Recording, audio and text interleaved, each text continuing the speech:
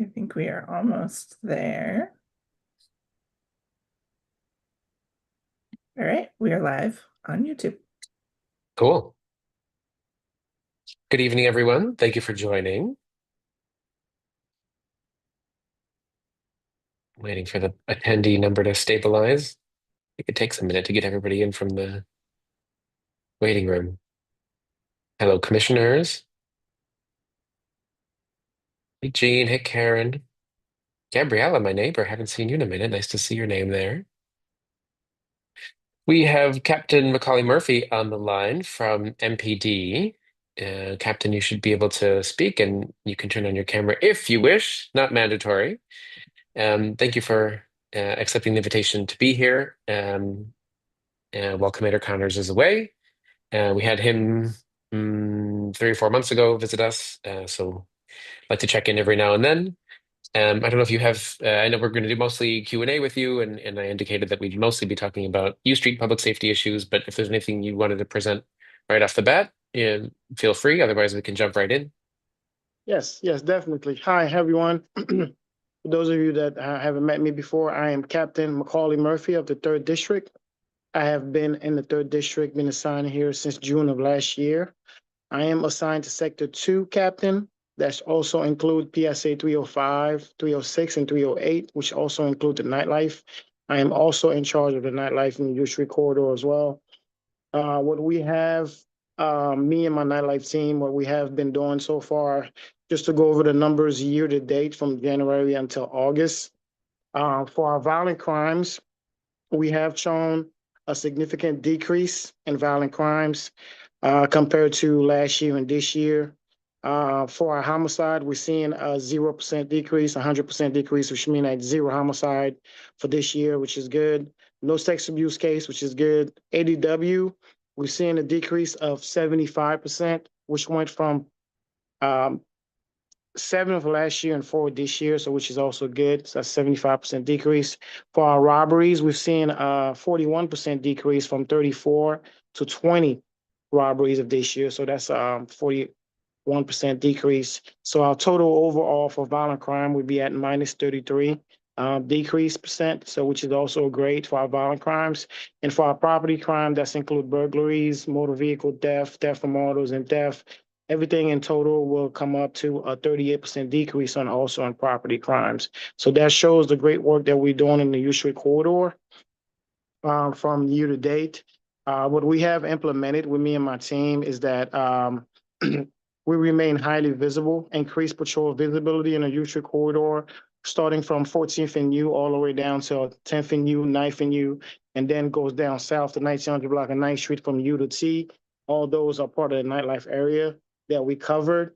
We mostly covered one of our 4 of our hotspots, 1900 block of 9th Street, which is that 1 block radius where we're seeing all the clubs right there. So we mainly put focus on that 1900 block of 9th Street. Also we always have an officer in the area, license precinct 2, to be extra visible in that area. And along the U Street corridor at 10th and U by the American Memorial Park right there. So we also have an officers there. We also have another officer in front of the 1200 U Street Metro. We have an officers there as well in case for juvenile gatherings. And we also have another officers space special attention at 14th and U by the Reeve Center in the southwest corner by the McDonald, where we also see juveniles hanging out as well. So those are our main hotspots that we covered. And what we also have been doing is we getting outside resources as well, which is our RSI units, which is a robbery suppression overtime units that comes in the nightlife area on Thursday, Friday, and Saturdays, and Sundays as well. They also come from different districts, different officers that comes in that also cover other spots in the U Street corridor as well as the alleys. So some of them are north of U Street, on V Street, W Street, some of them south of U on S, T Streets. So they cover those areas as well as that 10th and U and Vermont Street. And we also have partnership with Park Police as well as Metro. So they also assist us as well as far as extra resources in the nightlife. So those are the work that we have been doing. Also, When we do see a large gathering of curfews, we start calling out for curfew vans from other districts that comes up to help us. We do have a curfew car for the third districts, but when we're seeing a lot more juveniles, we also call for other curfew vans from other district that comes in as well. So additional now to our curfew. So when curfew violators take effect, we implement the curfew violators and we take them to DYRS for processing. So that's what we've been doing so far, and I'll take any questions.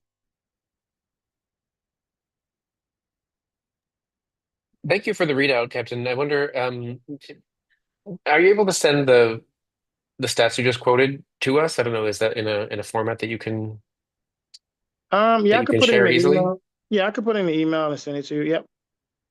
Okay. And those, when you were speaking, that was for your sector, or what were those stats for? That was for the nightlife and Usury corridor. Which is like is it a different geographic area than the PSA Usury, boundary, or yeah, Usury corridor, which just starts from 14th and U all the way down to 9th and U, and then 1900 block of 9th Street corridor, as well as some street alleys like North of U Street, VW, as well as S and T. So those boundaries right there, nightlife areas. right? Okay. I'm just wondering if I can replicate those stats, using crime cards, for example. But I don't know because with that you have to search by a PSA or Yeah. Crime card, you can only do ANC it by, or by PSA. Crime card would only give you by PSA, not actual Usury corridor. So I had my right. crime analysis give me exactly what I need for the Usury corridor for the nightlife as well. But crime card would only give you a general ideas for the whole PSA. Correct. Okay. I'll shoot you an email after this and remind you, but it'd be great if you could share that. I really appreciate that. Um, I want to ask you a question. I know it's housed under a different sector, but we noticed that there's the business beat team. At least noticed the mention of it on the third district roster, but I haven't heard anyone mention it before. Is that something that's active right now? Yes, so we do have a business B teams that comes in and power shift hours, and they mainly focus on the area of hotspots. So right now they are in PSA 302 on the Mount Pleasant area, 18th Street, Park Road, and we also shift them in the Usury corridor as well, especially 7th and T, where we've been seeing a lot of unhoused individual that's causing issues down there. So they've been going down there making a lot of quality of life arrests. Just the other day they made like at least 3 or 4 arrests. They reserved a couple of individuals that has warrant case, failure to appears, drinking in public. So we made like a significant good amount of arrests at 7th and T. So we was able to shift them down there for resources. Okay, and I mean, is that their primary remit is to work with unhoused people, or what No, is what no. does the business beat team mean? So primary just focus on engaging businesses, crime areas, focusing on crime areas, try to make contacts, increase patrol visibility along with patrols, targeting areas that's like, causing issues. Those are their primary focus. Okay, and would they be the ones who I guess used to do, but maybe no longer are doing the QR code check-ins and the windows of businesses? Well, everybody could do the QR code checking. Every officers, including managers, everyone. We have access on our phone. We do a QR code business checks. As long we go out on the street, we in the field, we want to do a business check. Just put the QR code on your phone, and every members of MPD can do a QR code checks. Okay, are you guys doing that regularly, or is it required, or what's the culture Yeah, I around mean, that? we do emphasize it in roll call to have officers do business checks. That's one of our main priorities. So yes, officers are required to do business checks regularly. And are businesses putting up those QR codes, or Yes, we have put many QR code in some businesses. I don't have the exact numbers, but we have been implementing that. But I don't have the exact numbers. And when they do the QR code, we have like a monthly, quarterly report that we have to see who actually did the QR codes. So if the officers out there doing the checks. okay, appreciate that. Anyone, of course, is welcome to pop up a hand if you have a question for the captain, commissioners, and community members. We're doing Q&A with Captain Murphy of the MPD, Third District. He's in Sector 2, which also has the nightlife unit. Maybe you want to tell us a little bit about the nightlife unit. That's Lieutenant Hiller. I think, still, right? Yes, that's Lieutenant Hiller. She's the nightlife lieutenant. Also, I have two nightlife sergeants, which is Sergeant Timothy O'Connell and Sergeant Anthony Gatan, and as well as 16 nightlife officers. Okay. And they're specialized. What's their specialized role? I mean, aside from just like the everyone Yeah, else just assigned to U Street. yeah, just nightlife corridor. Their on their assignments is nightlife usual corridors. Okay. Thank you for that. Um, Let me ask you.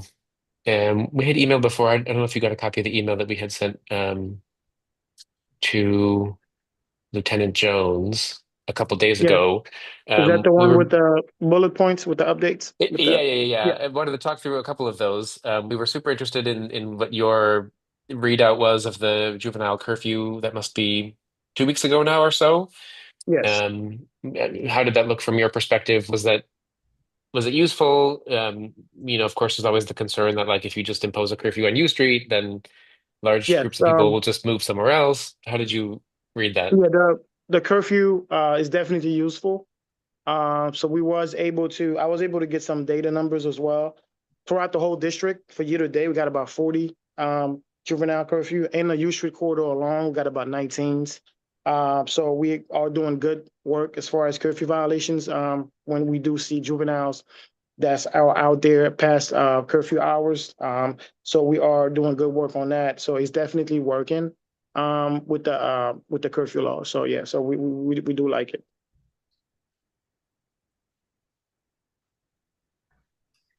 A question on that point from Frank Chauvin. Can we promote him, please? Go ahead, Frank. Yes, thanks, Captain Murphy, for being here tonight. Quick question on the curfew. Um, you said 19 juveniles were processed or cited or interdicted or indicted, not indicted, but worked with or found in your care. Can you tell me what the processing looks like for that? Do we have enough staffing to process 19 or 100 juveniles? And can you explain what that process looks like? And would you do better? I believe you would, because we're at 50-year lows with policemen, with staffing here in the district. The nightlife force should have about 40 recruits or 40 police officers, and we only have 19 to manage 10,000 people sometimes on the weekend. So my question, who could better help you process this juvenile curfew? Because I know you guys can't do it by yourself. And how is the process going? So the way the process works for a juvenile curfew, it's pretty easy. Once you see a juvenile's past curfew hours, you pretty much call the curfew vans. Of course, pat them down for safety, put them in the curfew van, you take them down to DORS, and then you get report numbers for curfew violators. You get their information, their name, their schools, and we complete a form called PD 379C, which is the curfew forms, where we'll be able to track them. We put them in our system as curfew violators, and we take them to DORS. And a lot of times, DORS will call their parents, and their parents will come and pick them up. So that's how they get processed. Thank you for that. And so you find you're enough staffed to get that van process? Is there one van for all the curfews going around town? Is there a couple of vans? How much staffing is there? And can somebody else help with this so that folks can focus, police can focus on violent crime? Well, as I stated earlier, during before curfew hours, we call for additional curfew vans from other districts to come to assist us. And when we do process them, we don't process 19 all at once. This is what's like an overall from year to date. We would probably get like maybe like 2, 3, maybe 4 or 5 on a curfew night. The next night probably be 2. The next night probably be 3. So everything in overall would be 19 on the usual corridor, but we're not getting 19 on one night. Thank you. And then one last quick one related. There was an attack with, I'll use the vulgarity of big balls at 14th and T over this past week. And I'm afraid that was or that was juvenile driven. So it appears we must look at smaller groups of juveniles. Is that correct? Or do we know what the size of that juvenile group was that provoked and instigated this attack and I think carjacking? For that particular incident, I cannot speak on it. It's still currently still ongoing. I would have to refer you to our public and information officer. I'm not sure if you have that number. I could provide that to you, so they'll be able to kind of provide you with more information about that case because it's still ongoing. Thank you.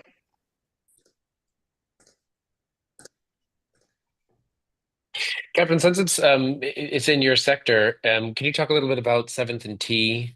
I know for a while there the approach was to have an officer permanently. I think it was permanently. Somebody correct me if I'm wrong. Stationed in a cruiser at that corner, and I think Yes. there was a sense in the community that was having a positive impact. On the open air drug market and the other problems around Yes. that corner. But I think it seems like in the past few weeks that officer is not there full time or not at all. I'm not sure. Was there a decision made to change that patrol model there? So we still continue to pay special attention to 7th and T. We also have an MPD trail camera that's still there at 7th and T. So what happened is when we put an officer in that area for special attention throughout the night, anything could change. It could be a call for service, or it could be a priority, or it could be that the officer has to respond to back up another officer to respond to another priority. So those things will kind of shift throughout the tour. But more than likely, when the officers are done with the call for service, then they'll come back to the area. So maybe that's why we probably sometimes don't see them back in the area, but we try to cover down as best as we can. We are still short on staff. But we're doing the best we can to try to cover it as much as we can.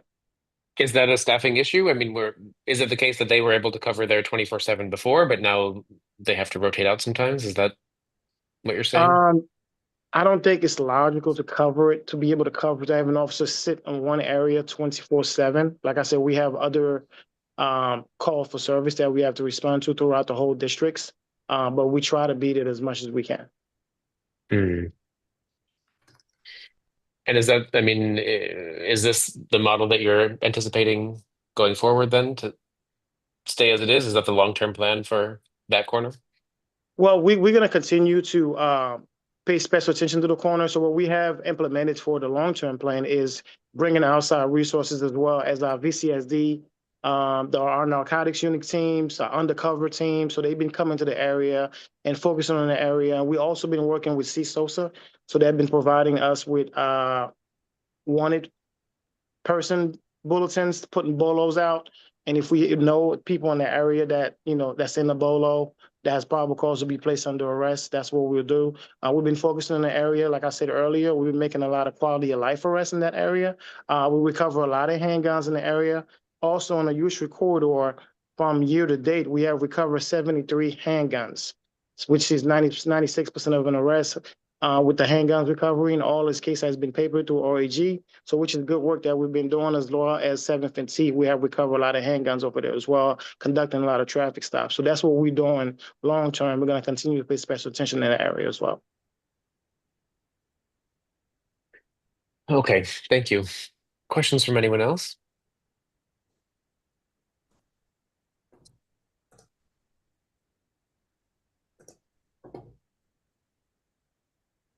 I'll ask another one. There's been discussion about whether the parking on U Street directly at night on the weekends or Thursday through Sunday, let's say, is appropriate. We had a little chat about this with Commander Connors recently. I think there's a sense, maybe in the business community, that removing the parking might help to abate the sale of alcohol out of trunks and some of the street partying. I think Commander Connors maybe was a little less warm to the idea. His perspective was that the cars tend to keep people on the sidewalks, and if there are no cars uh, parked there, that people tend to walk in the street, especially where the sidewalk is narrow. Did you have any perspective on that question of parking at peak times on the weekends at night? I think I kind of agree with Commander Connors as well. But this would be something that DDOT or maybe DPW could be more of a help to kind of talk about it as far as what type of other issues that are going to create with that no parking space. So I'm not really sure, like, but I would wait for like DDOT or DPW to see like what their take on it to see how we could try to assist them as far as on the MPD side.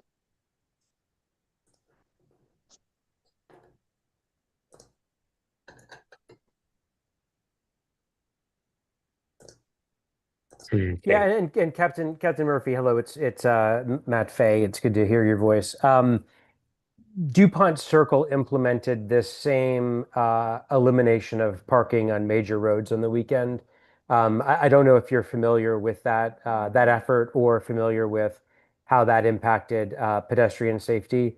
If you do, great to comment on it now, and if not, that might be something that's worth looking at as a case study for comparison's sake. Yes, I was also a lieutenant in the DuPont Circle in the Connecticut area, nightlife as well, before I got promoted to U Street. See, So I we do, can't get anything by you. yeah, so I do know about that particular.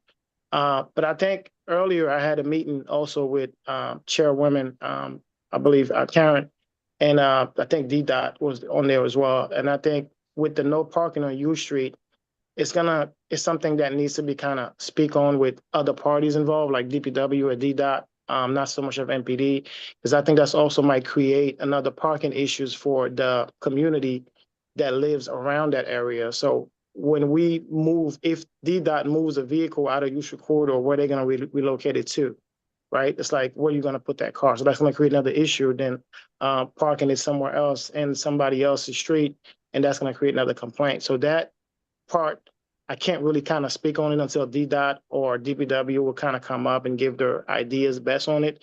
But that's something that we have to look at, in general. Yeah, and I think, and I appreciate that Ms. Gall brought that up. I think she was alerted to this initiative on Thursday at the 3D meeting. Um, we are working with the council member's office to engage the right parties, including DDOT and of course the MPD. So we will work with you to, get the right parties together at the table, including the council member's office, and see where that discussion goes. And I think maybe I make that comment to ensure that we all stay coordinated and don't try to tackle problem solving of the same problem in two or three different veins at the same time. Right. Captain, there's a question from the community members I want to read for you. He's asking, or maybe you can just talk a little bit more, continuing from the question before about the processing of juveniles when they're violating curfew. You walked us through that, but this person in the Q&A is interested in what happens, what's the parent facing interaction there? If you pick up a juvenile who's violating curfew, you take their information, you take them home. Is there any interaction with the parents in terms of discussing their responsibilities or, explaining the terms of the curfew? Does the MPD do any outreach there? Maybe I don't remember the name of the family unit. What's their involvement? Yes, so we do have youth divisions that follow up with curfews. So they have it in their database. They probably would have to come on the meeting to kind of speak on more as far as the after process, as far as their outreach on their end. But on our end, when we see it, we enforce it and we take them down DYRS and we call their parents to come to pick it up. And then the youth division unit will do a follow up as far as their end about the outside resources that they provide. That part I do not know because I'm not in that unit, so I can't kind of speak on it. I can only speak on the enforcement and when we see it and we applied it. So you wouldn't know, like, when you say they follow up with the parents, what does that mean exactly? Is that like a phone call? Is it an in-person visit? Well, that would be something youth division unit, somebody from the youth division that can tell you as far as what kind of follow up they do. Like I'm not in that unit, so I can't kind of speak on it. hmm Okay, thanks. Frank, go ahead. Oh, Frank needs to be enabled again. Go ahead. Yes, thank you for this second question. It's on a related matter to an earlier discussion, crime and public safety on U Street. Have you been, Captain, involved with, or do you work post 3 a.m. hours? And the reason I'm asking is because we have some of the highest crime in DC. Along U Street. It's been a pattern for 5 years or longer. And I'm afraid that I do not want to see, and there's a growing conversation against all night clubs that operate till 6 a.m. Due to the ongoing public safety emergency on U Street and in my neighborhood of East End of U Street. And I want to know if you've had any interactions with post 3 a.m. clubs and any problems you might see or know of these post 3 a.m. clubs, ones that might be going on until 6 a.m. And because I know there's one on 14th and U that recently might have had hours reduced. I don't have all the details yet, but because of their bad actor and people just hanging out, guns, crime, etc. Do you have any experience you could briefly touch on this matter? Yes, so that was kind of I'm kind of glad you asked that. If I work past 3 a.m., I mean, if you work the U Street corridor, you will see me. Like, I'm there every weekend from 8 p.m. all the way up till 6, 7 a.m. in the morning with my teams. So I'm always on the U Street corridor. So I do work late hours. I interact with mostly everybody in the U Street corridor, as far as the club owners, as far as everybody. They should kind of see me on the U Street corridor. As far as the TCOs, the DPWs, all the outside resources, the metros, park police, they all see me on U Street corridor. To answer that question, as far as the after hours, I did encounter. So the last incident that I had was in the 1900 block of Ninth Street, where we have a club that's called Nelly, right there in that corner at Knife and U. After Nelly's let out, then the people move along. Then we see another crowds going into the middle of the Ninth Street in front of 1919 Ninth Street, which is a Cloud nightclub. So then when I saw that congregation over there, and I was like, wait, so because we work very closely with ABCA, I think that's probably one of the teams that you probably need in the meetings as well, ABCA. So we work closely with ABCA. And when I saw them after hours, and a lot of people standing in front of that club, they're also drinking. And because I know after our clubs, you're not supposed to be serving alcohol after a certain hour. So I did call ABCA. So they sent an undercover down, and the undercover was able to buy alcohol after hours in the establishment. And I knew something was wrong, and they were able to go over there and issue them citations. So we do have a lot of APCA violation with a lot of this club that APCA's following up on. So we are aware of it, and we are enforcing it with APCA as well. So APCA's been a great part of our teams, and we've been working together to enforce that. Thank you for that.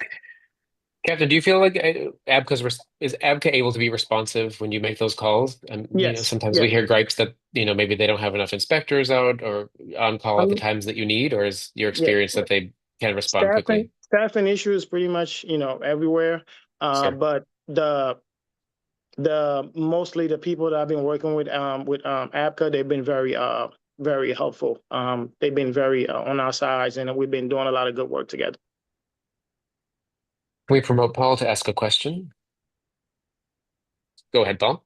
Thank you very much. The citations that are issued to the bars and nightclubs, are those police citations or are those APCA citations? And is it possible to get APCA an citations. inventory of those citations? And the reason I ask is because all bars are coming up for renewals of their licenses, and it would be helpful for us to understand if there's some number of them that have received a lot of citations for violating. Yes, those are APCA citations, not MPD citations. I believe they have different codes and different money, different payouts on those citations. That's why APCA would have to be on the call to kind of speak on it. I can't speak on the citation as far as how they process work, but there's APCA citations. But we do take a report for APCA incident violation so we can keep track on it. Thank you very much.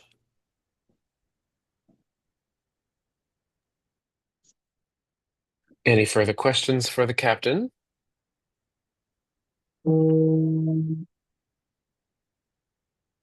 Okay. Seeing none, Thank you, Captain Murphy, for the Q&A. I've got a couple items I'm going to follow up with you. I think a couple others may as well. Appreciate your taking the time to come and do a live session with us. All right, thank you. Have a good night.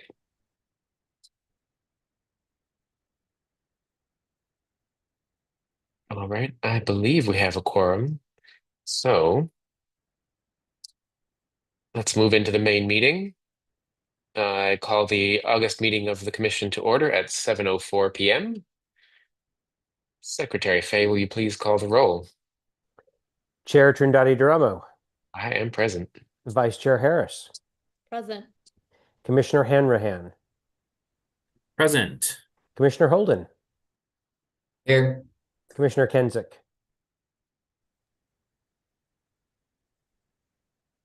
Does not appear to be here.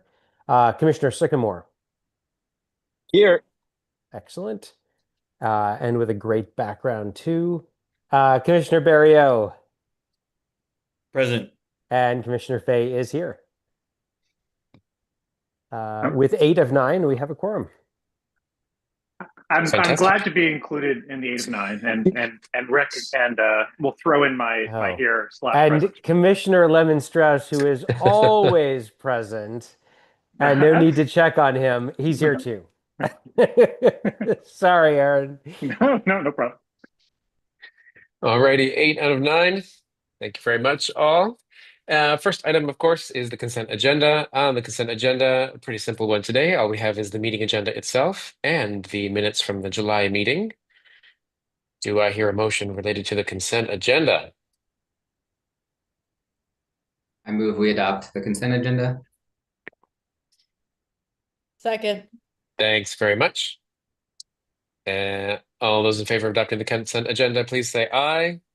Aye. All opposed, nay. The ayes have it. The consent agenda is adopted. Thank you very much. And can I make a quick clarification, Chair, to my fellow commissioners?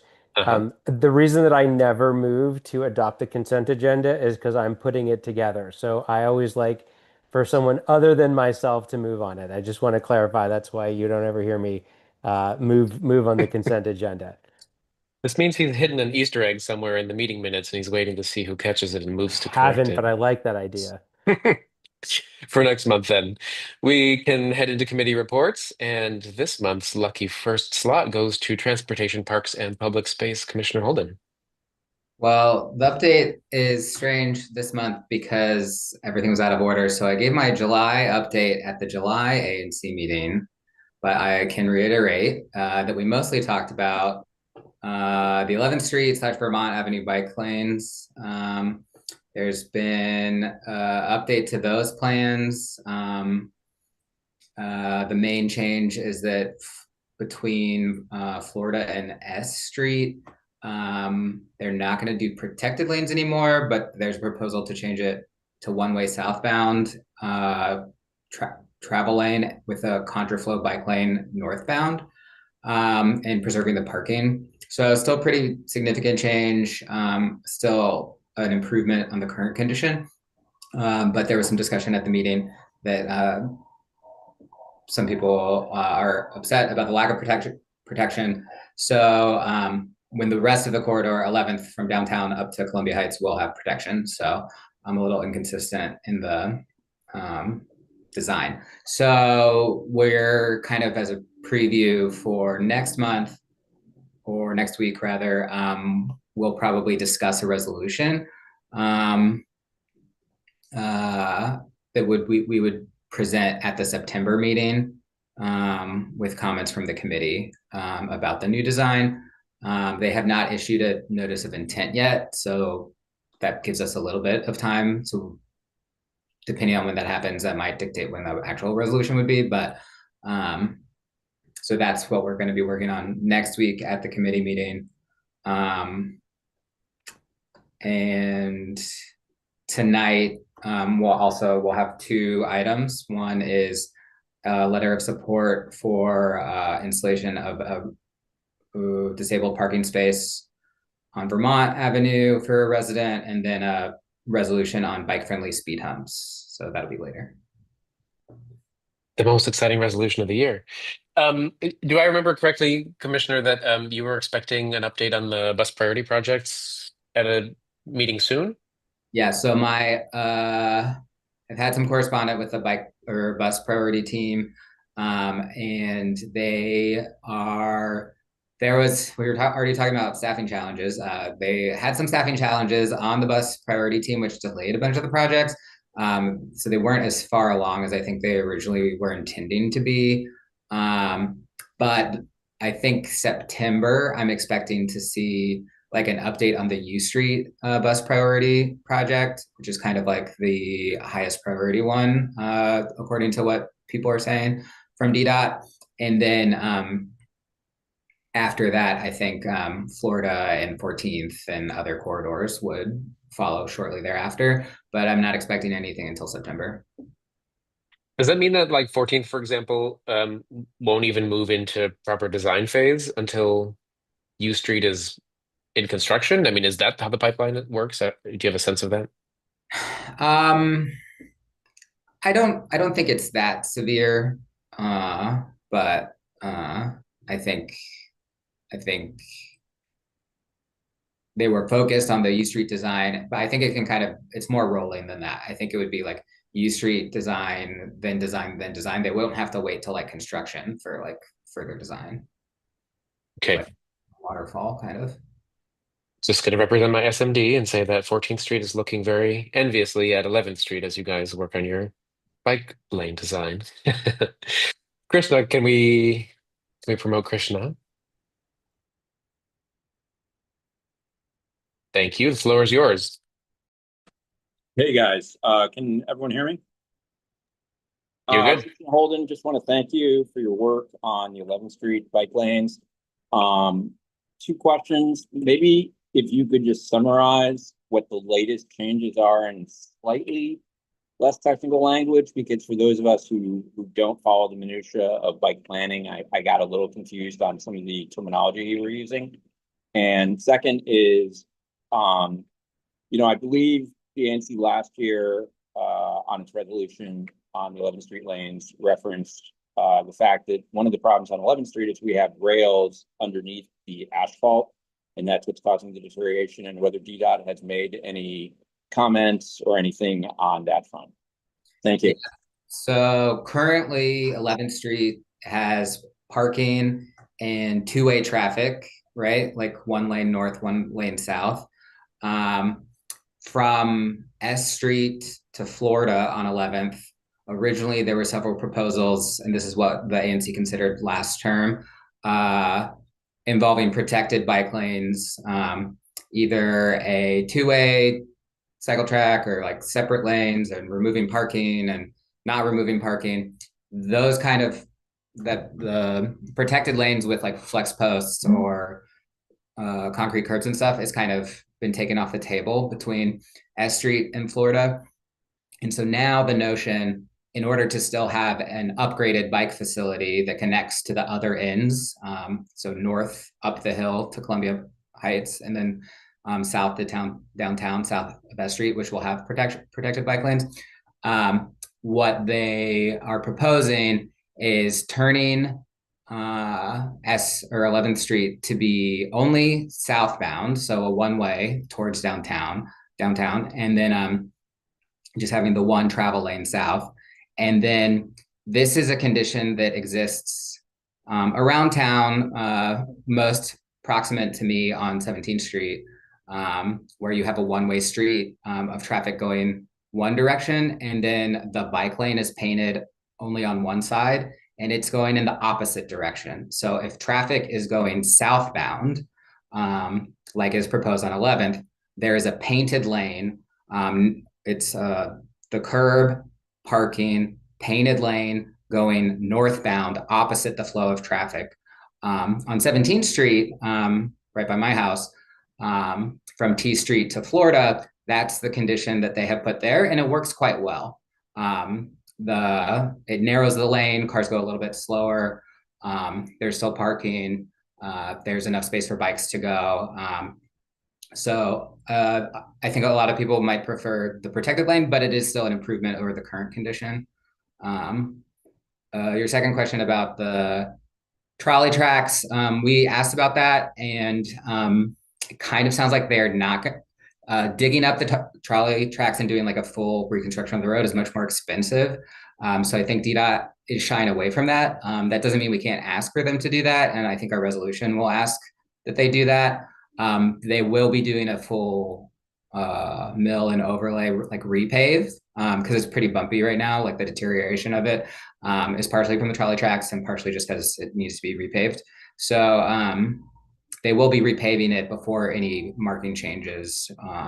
So there will be at least that improved condition. It might deteriorate quicker because of the longstanding issue of the trolley tracks, but I think we'll ask them to remove them. It's just a cost thing. Yeah, thank you, Commissioner Holden. I appreciate that. Just to explain to other residents on 11th Street what to expect. And in terms of the trolley tracks, I mean, they had very nicely repaved 11th Street not that long ago in the past, and I can say it deteriorated within a year now, and it is it's again in a really bad shape as a result of those tracks. I mean, that's the core issue that I just want to keep on bringing up to the ANC. And I understand you're not in control of it, but to thank you for trying to highlight it with DDOT. Yep. Okay, that's it. That is it. Thank you very much, Commissioner Holden. Next up is Committee on Zoning Preservation and Development. Chair Christian Brandt is away, so he has designated Yanyi Hong to give an update. Yep, you're already a panelist, so you can go ahead. Hello, nice to see you. Great, thank you, Chair. Really appreciate having me here. I'm speaking for Chair Brandt, so please don't ask me too many questions. He knows a lot more detail than I do. But I wanted to give the committee updates from July, along with one project that we heard from the subcommittee. The last committee meeting, we had the Office of Planning, and they presented on a couple of things. So they presented on alley lots, rear additions, and the zoning omnibus bill. I would say that generally committee members were broadly supportive of each of these three initiatives. So they just gave us the detail about some of those. Secondly, we heard a HPRB application for 1203 T Street. I believe that is on the agenda for later. And I'll give a little bit more information in a second. And finally, for the July committee, we had a conversation with a couple of staff from the Department of Buildings regarding the building collapse at 1111 and 1113 V Street. So we heard from them. We're still awaiting additional documentation from them regarding their presentation at the meeting. And also we extended an invitation to them to join an upcoming ANC meeting to share the same update that they provided the ZPD committee. I'll also talk a little bit more about the 1203 T Street. So we heard an application for renovation and addition at that property. The property owner worked with HPO to ensure that the building complies with the historic district. And the ZPD committee voted 4 in favor, 0 opposed, 0 abstaining, and 2 not voting to recommend that the full ANC approve of this application. And that's all I have. Any questions, anyone? I believe we're looking at scheduling the Department of Buildings visit for the September 4th meeting of the commission. Not confirmed with them yet, but that is our hope to speak about the building collapse. Okay, see nothing, moving on. ABCR committee, Commissioner Hanrahan. Hello. Yes, we are in a bit of a quiet phase for ABCR renewals and new licenses right now. We are anticipating a big tavern renewal license coming this fall. So we've been kind of working to gather some of the existing settlement agreements that ANC 1B has had throughout the years with the establishments in the area. And we have, through FOIA requests and some research, have gathered about 50 or so settlement agreements. There are approximately 77 taverns that are going to be renewed this fall. So we feel a little bit more confident with our getting ready for that period and just understanding what is in writing and what's not. We had a fairly light meeting. There'll be two items for the new business, but we have some outstanding protest items happening. One is for a restaurant, Appio, on address 1924 9th Street Northwest. We're working with some of the members, some of the very immediate nearby neighbors who share the backyard area with a lot of those restaurants there in the back of 9th Street, and have kind of some consistent trash and vermin issues. So we're trying to, through this part of this protest, we're trying to create a new settlement agreement with Appio, and then also kind of start thinking of some longer range plans for garbage and rodent management. We also are discussing just general enforcement of ABCA and kind of starting to consider a potential resolution that ANC 1B could vote on or write to recommend certain ways in which the actual enforcement of some of these settlement agreement terms can be better improved on by ABCA. I'm still learning a lot. I think everyone is. But we don't have exactly that yet, but that's something that might come in the future as well. I think Okay, that's very good. Great, thank you. And we'll definitely keep up the conversation that we started a couple of days ago about the connecting with ABCA to understand what other resources, where do they see gaps? And you heard me just asked MPD about that and their perception. So we'll certainly be engaging stakeholders on that. I think this is the most persistent complaint we have from the community about enforcement generally, right? Like it seems we spend a lot of time crafting thoughtful settlement agreements, and if no one's doing the enforcement, they're really it's not worth the paper they're written on. So an important aspect for us to uphold. Thank you very much, Commissioner, and thank you for all the research, and thank you, Karen, especially, and your committee members for doing all the FOIAing and the researching. It's the first time I think we've been that organized heading into the harvest season on the ABCR committee. So I'm proud of that. Thank you. great. Next up is me. In fact, I'm going to circle back to myself because I don't have my document up right now. Matt, if you don't mind, I'm going to throw it over to you for the Committee on Economic Development. Yeah, absolutely. So a few updates. We're going to spend more time on 1617 U Street in the resolution and new business component. So I will skip over that in my update. A couple of additional updates to share. The first is the council member and her office advocated for the addition of a throne public restroom to be placed in the area of 7th and T. That has resulted in some back and forth, clarifying that the office is open to the placement of that throne in the area where the community thinks it will do the most good. It does appear that stayed in the budget as it passed last week, and so we will begin working with them to talk about a placement and getting community input on that. But there's already been, I think, some very good community feedback. Second, we heard from the folks who are organizing the bid effort. They presented very briefly at the ED committee meeting in July. They are coming back for a much more thorough and robust presentation at our August 21st meeting. They also had an opportunity to meet with a number of local business owners today to answer questions that they had and to take them through what a bid and what other bids in the area look like, what they have done, et cetera. And so I think it's an important start to a conversation where the bid on U Street should and is seeking to engage small business voices. So I think that's really positive. There was another update that the committee didn't discuss, but it was broadcast, so we will be discussing it more in August.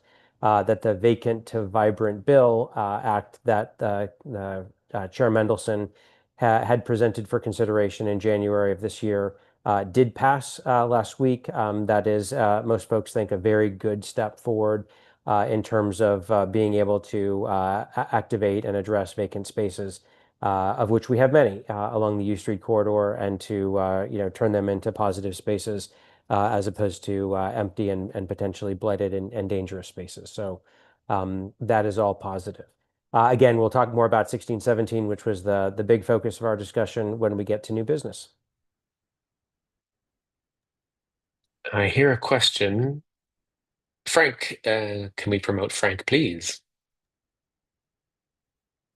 Yes, Go ahead. just a quick touch on Commissioner Fay's vibrant. I'm sorry, Commissioner Fay. What's the act called that was passed? The vibrant to vacant to vibrant. Yep, vacant to vibrant. Yeah, there's one big problem with that bill. It only regards buildings. All right, it doesn't talk about vacant property. All right. If you go to the 1900 block of 7th Street, there's a vacant property that is on, the building structure was demolished a decade or two ago. And there's lots of loitering and bad activity in front of that property because it's not being engaged properly or to its best and highest use or any use. And so there's a big piece missing there that I'd ask that we just consider and think as we go forward. There's nothing to address vacant property and the problems they cause and I'm sorry, vacant lots. There, you unimproved lots is my point that we might consider going along as a commingled problem that is contributing to bad actors. Thank you. Yeah, and Frank, Howard Kurtzman, who is a fellow committee member on economic development, is our ANC's and our committee's liaison to that vacant property caucus across the city that's organized by Jeremy Sherman in 1A. If you don't mind, Frank, just during the course of the meeting tonight, could you just ping Howard with a copy to me, raise that, make sure it's on his radar, and then we can elevate that to the group as they continue the work in pushing this forward. Okay, that's my report. Thank you very much. Much appreciated. I will jump back and do the Committee on Community Engagement report. And I'll keep it brief. I think two sort of lines of effort to think about. One line of effort the committee is undertaking is sort of its own projects. This is member-led, things that members are interested in. One going right now is investigating whether we can get a farmers market back in our commission area. As you know, the one at 14th and U was suspended. Evidently because the Reeve Center is going to be redeveloped, although that's such a faraway prospect that people felt like we should have a farmers market somewhere, Just irrespective of that. FYI, sorry, Chairperson, it was not suspended because of the Reeve Center. There was discussion about moving it, and it was because the person who was in charge of it didn't want to continue with the 14th and U Farmers Market anymore. Good to know. That didn't really make sense to any of us, so that explains why. So there are a couple committee members interested in exploring, can we find an alternative location nearby? So that's going on. I think I mentioned already last month that there's also an effort underway to do a restaurant crawl, sort of like the thing where you get a passport and you stamp it at each restaurant you visit, hoping to attract patrons to especially new restaurants in our commission area. So there's a team working on that, have some fun creative ideas going. So that's one side of the house. And then the other side of the house in community engagement is figuring out how we can support other committees and other efforts underway in the commission and how we can detail people from the community engagement committee to those efforts. So one of the committee members is going to serve as a liaison to the U Street Banners project, which Commissioner Fay and I have been working plenty on. Another committee member will be liaising with the Economic Development Committee and the Business Roundtable project that Commissioner Fay just mentioned. So try to tap into people's individual interests and then supporting other commission activities through the Community Engagement Committee. That's what we have going on. There will be a motion coming up later in the agenda for the commission to have a presence at Art All Night, and that also is something on the Community Engagement Committee's radar. So look for that in the administrative section coming up. And with that, unless there are questions, I can turn it over to Commissioner Barrio for the report from the Committee on Public Safety. Sounds good. Thank you, Miguel. Yeah, so some brief updates. As many folks know, a new juvenile curfew was issued in the U Street area that started at 8 p.m. on Friday, July 18th and ended at 11 p.m. on Sunday, July 20th. So that was just for that one weekend in particular where they tested it out. There were actually no violations or arrests that the police reported, that MPD reported during those specific hours in that zone. There were other stops and at least one arrest that was made in the third district, though. And that's because we have the 11 p.m. citywide youth curfew for 17 and younger that's still in effect, I believe, until the end of August. Yeah, August 31st. Tragically, there was one homicide reported in the last month, which occurred on July 30th on the 700 block of V Street. MPD officers responded to a stabbing, an adult male who was conscious and breathing at the time, suffering from a stab to the chest, who was transported to the hospital and unfortunately pronounced deceased at the hospital. The good news with respect to crime is that total crime is down compared to last month from 169 total incidents to 115 this past month. Violent crime is also down from 26 to 13, mostly due to a decline in robberies. The Public Safety Committee is still hoping to hold a public safety walk on U Street, and we're really hoping for commissioners and community members to send us ideas for what we want to discuss, as well as solutions that we want to advocate for to MPD, DDOT, and the other agencies we hope to include. So, the details on that are yet to be finalized, but I am really hoping to pull that off at some point, soon, hopefully late summer, early fall, we can make that happen.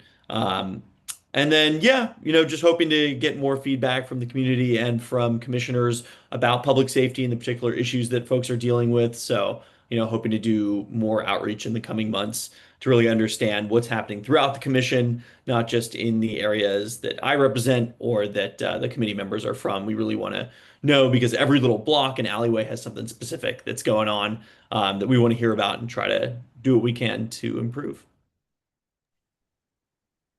Sounds good. Are you imagining a nighttime walk or?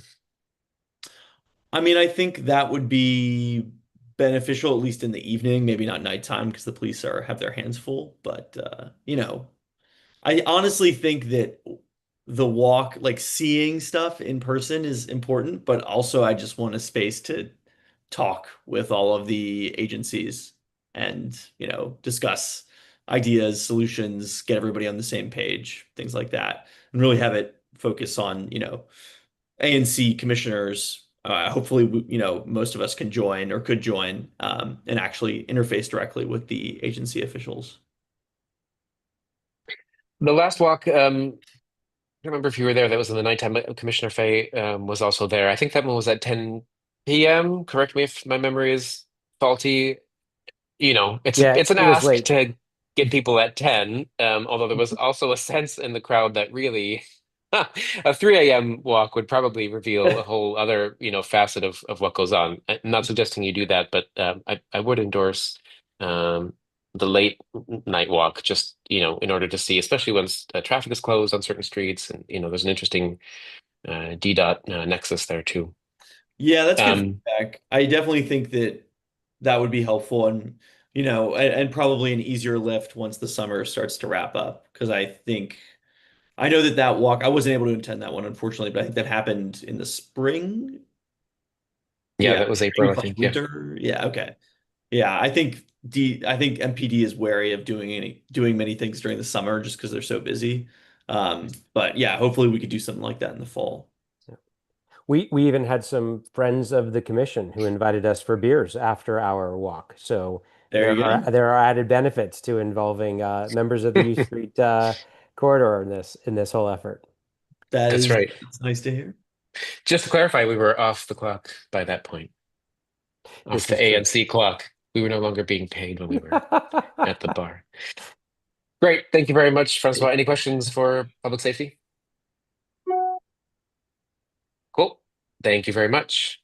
That concludes our committee reports. We can slide on over to the office of the council member. I believe we have Nicole today. We do. Nice to see you again. Good to see you. All right, I've got quite a few updates because we just finished the budget, so I'll try to be really fast because I see a clock is on me. So on July 28th, the council approved the fiscal year 2026 budget. That'll kick in on October 1. This was a challenging budget year, but we did get a lot done. So a few highlights on things that happened at first and second vote. There was a compromise on I-82 that delays increases to the tip minimum wage and caps it at 75% of the full minimum wage. The partial repeal really tears away at the foundational elements of the initiative. Councilmember Nadeau did not support that. Councilmembers Nadeau and Henderson successfully introduced funding to fund ranked choice voting. So that will hopefully be ready for the 2026 elections. Unfortunately, an effort by Councilmember Pinto to fund the other part of I-83, which would have been open primaries, was not successful, although Councilmember Nadeau did support it. The budget did not allocate all of the funds that the council member wanted to see for Alliance, which is the healthcare program for residents who are not eligible for Medicaid, the child subsidy program, ERAP, in-house DNA testing at the crime lab, and several other programs. But we did have many wins for Ward 1, including funding for Bancroft Elementary Annex and Rosemount Early Childhood Center, support for parks and plazas around the ward, and renovations to the Howard, Lincoln, and Gala theaters. The budget also funds early childhood educator pay equity, invests in road safety, substance use disorder outreach, housing preservation and production, and restores some funding for ERAP and permanent supportive housing for families. In the Public Works and Operation Committee that Councilmember Nadeau chairs, we included funding for more composting, improving waste collection and street cleaning, increasing the number of thrones, and more than 250 new public litter and recycling cans. Separate from the budget, we did vote on the Rental Act on July 28th. That was first reading. There will be another vote in the fall. A lot of provisions in there, but in particular, several that slow down TOPA processes. So we'll continue to work on changes before second reading. The last thing I want to touch on before I run out of time is the RFK Stadium vote. The council voted on Friday, August 1 to grant initial approval for the Commanders deal. It was a 9-3 vote. Councilmember Nadeau voted no. She has opposed from the start the use of taxpayer dollars to support a stadium for a private organization owned by billionaires.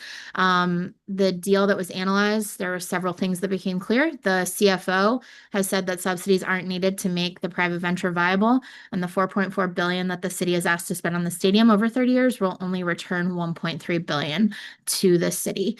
So any more I could answer questions on any of those if folks would like, but I've hit my time, so I'll stop there. Thank you. Perfectly. Stuck the landing.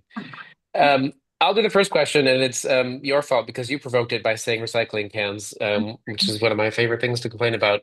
Yes. Can you clarify how are recycling cans placed? I don't think there's a specific, correct me if I'm wrong, I don't think there's a specific 311 request for a recycling can separate from a litter bin. Oh, that's a good question. I don't know if there's a separate request. There is. Yep, you can request There both of is. them individually through DDOT and not DDOT, DPW on 311. Okay, you just made me question myself. Okay. I'm double checking. Yeah, that's awesome. Okay, I actually hadn't noticed that. I know about a year ago there was not, and I submitted a recycling can request through the litter bin one, and I got an earful.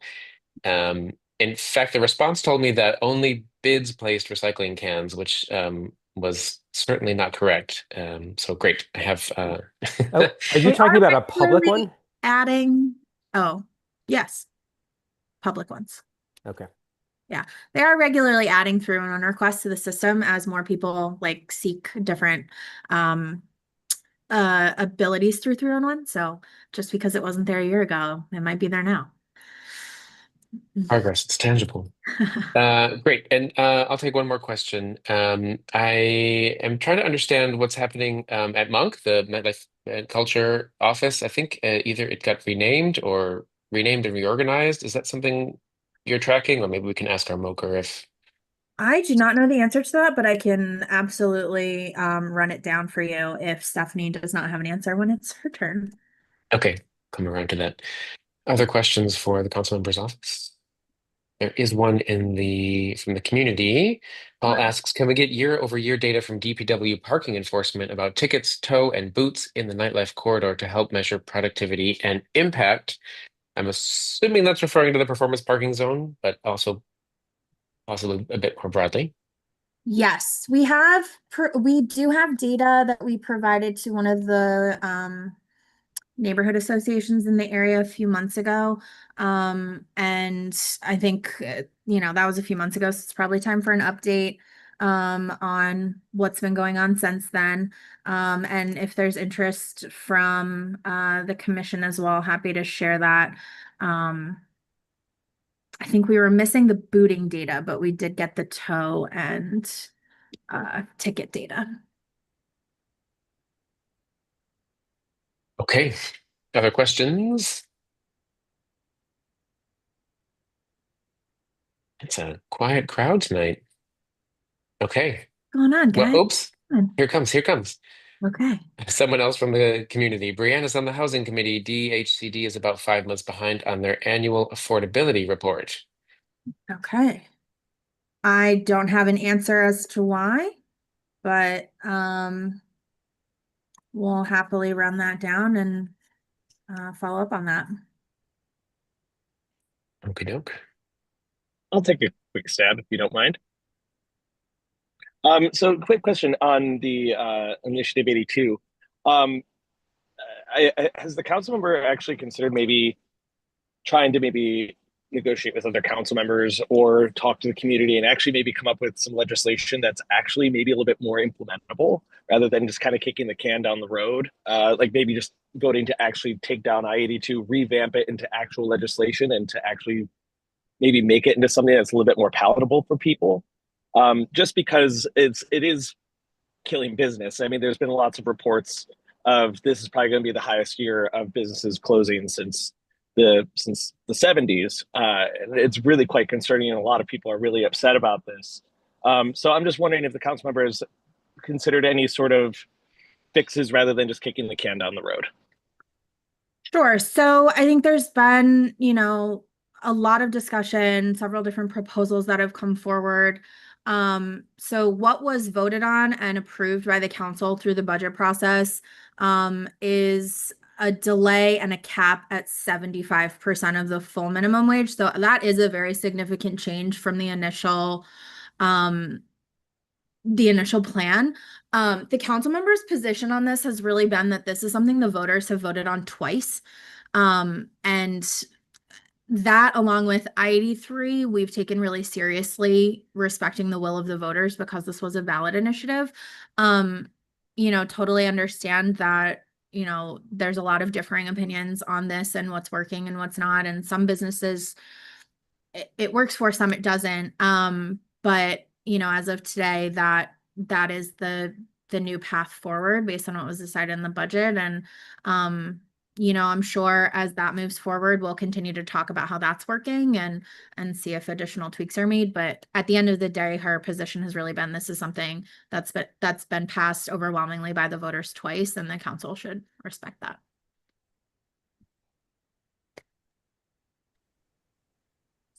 Thank you. Further questions for Nicole?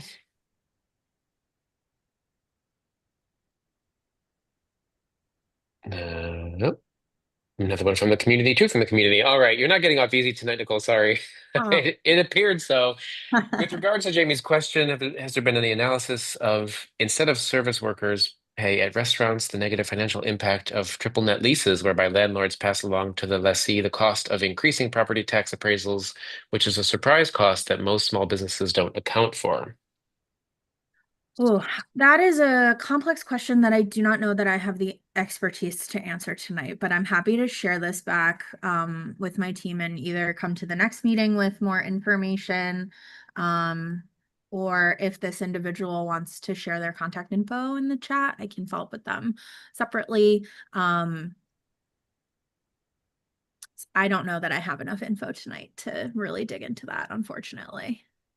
Okay, community member, if you want to, you can put in the Q&A if you want to leave an email address, I can forward that along to Nicole. And then Alice asks, oh, not a question, just a public thank you to Nadeau's office and DPW for being pleasantly responsive to a rodent burrow issue near Sherman and Euclid. So kudos, kudos for the team.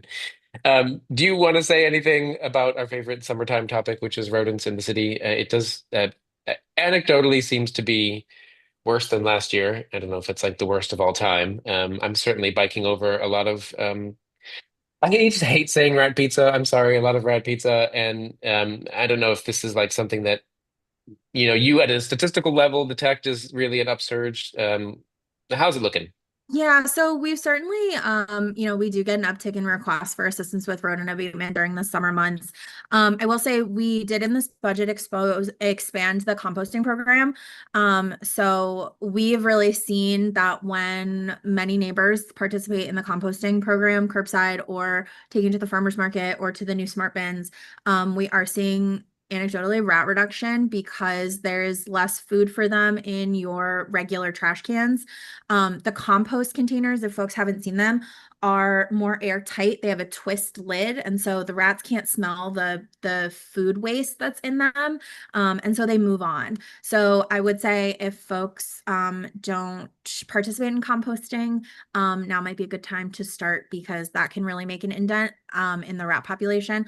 But also, DC Health will come out and treat something that is generally very more effective than just having your individual yard treated is if you can get many, many neighbors on a block to agree to do a rat abatement all together.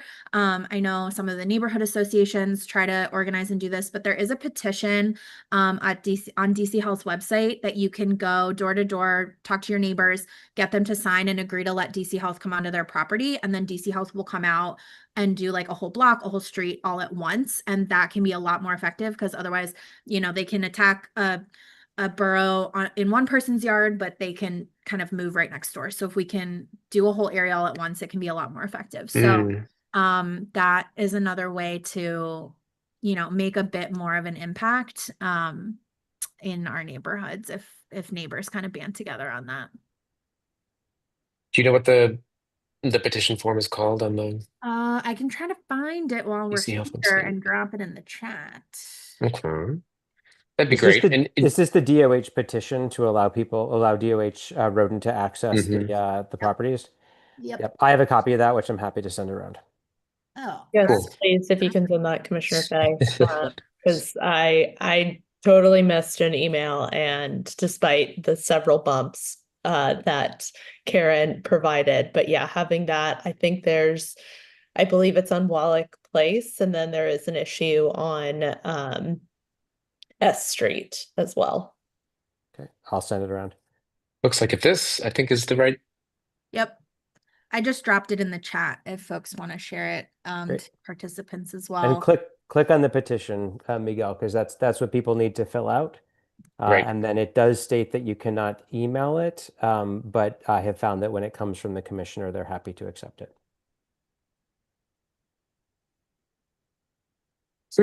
Okay. It says do not fax this petition either, so I will surely not do that. That's interesting. Okay, I really appreciate that. And Nicole, do you know, we're really going deep on this one, sorry. Do you know if they use different abatement strategies when it's at a scale like this? I've been hearing people requesting the carbon monoxide treatment. I don't have a full handle on like when they use one strategy or another. Can you request one if you've tried trapping and baiting and it doesn't work? That I don't know. I can find out though. Okay, very cool. Anything else for the council member's office? Okay. Thank you, Nicole. A good sport as always. I appreciate it. Thanks, everybody. Stephanie, you're up next. Stephanie Winkler from Mocha's office. Hello, go ahead. Hi, can you hear me? Yep. Well, I can follow up with regards to like the rodent issues in the city. I know that we've been doing multiple blitz in the 1A area and also a combination of with the 1B area since it's close to the Rita Bright Center. If you have any questions for me, I'm more than welcome to respond to most of those. So I believe those are our high concern and priorities apart from public safety. I'll take you up on the Rita Bright Center. They were very excited to have the corporate sponsor come and help them on a garden day and like work on their gardening beds. And I had a conversation with them beforehand, and I thought I asked them what they were going to do about the rodents that very evidently live in their garden, and they were like, "Oh, it'll be fine." And as it turns out, the corporate sponsors came, they put on a whole event, and as soon as I started digging in the garden, rodents came out, and somebody was bitten and had to go to the doctor, and it was a whole thing. So, Stephanie, you've said the magic words. We're definitely going to be in touch because it's been a long-running issue over here. It has, Francois, oh, and we have been addressing it multiple times, and I know we don't have the official dates yet for the repairments for the Breeder Bright Center, which I believe why they kind of put a hold on the gardens bids currently because I know they were working on a new project, but they kind of put a hold on it currently. But the treatments that we've with the blitz that we have done, I know we typically bring out the DOH team, and they do the treatment. I know they do a treatment on a regular every other week, every Wednesday or every other Wednesday. And the team comes out. I know it's whatever the powder that they and the treatment that they place on to eliminate the rats, it works immediately because in a few days you will be smelling a few, little rodents. And so I can say it does, it's effective, but it's not the best smell. But and then one of the other things that people maybe are not aware is that apart from the trash and the issues and the littering, I know DPW is on it and they're trying the best to work on that and collecting the trash can. One of the other things that we also noticed that rodents do also feed off of your pet's feces, so that is very nutritious to them. So the one thing to also point out is to please pick up your pet waste because that is 100% food for them, and it does give them a lot of energy. And in order for us to try to build with the community, we want to make sure that we educate everyone in regards to that. And I know in the past there was a rat camp that currently just took place a few weeks ago. Hopefully they bring up another one so that way we can encourage everyone, the community, business owners, and also residents to attend. So that way we can also educate you guys a lot more on it because it's very important to understand what you can and cannot do so that way we can try to reduce the rat issues and the rodent issue throughout the ward. So I hope that was helpful. yes, thank you. Commissioner Barrio. Hello. Thanks so much for joining us, Stephanie. More questions about rats. I know DC is a recent study was showing that DC's rat population is the fastest growing in the country, if not the world. It is getting quite bad, and I know that climate change is playing a role in that as temperatures warm. But I am curious, it really feels like this needs to be a whole of city approach to dealing with the rats. It's not just treatment and poison and abatement. It's also, the sanitation aspect of this is really, really, really important. And so I am curious, how, is there going to be more leadership from the mayor on rats? Is there going to be a dedicated effort? What already exists and how can this be a priority, I guess, that has the resources, that has the leadership that's needed to address it because it just seems like the problem's getting worse. And so we really do need a more coordinated, comprehensive solution, whether that be working with DPW to get us all new steel trash cans that the rats physically can't chew through because they can't chew through steel. or whether it be, centralized trash receptacles like they have increasingly in New York and other places that are rat proof that neighbors would bring their trash to rather than putting their trash on the street or putting them in bins that the rats chew through immediately. Because, replacing people's bins is great, but also it really does nothing for the rats. They chew through that in about 2 weeks. So I am just curious, what is the mayor and the mayor's office thinking about in terms of how do we really get our arms around this issue?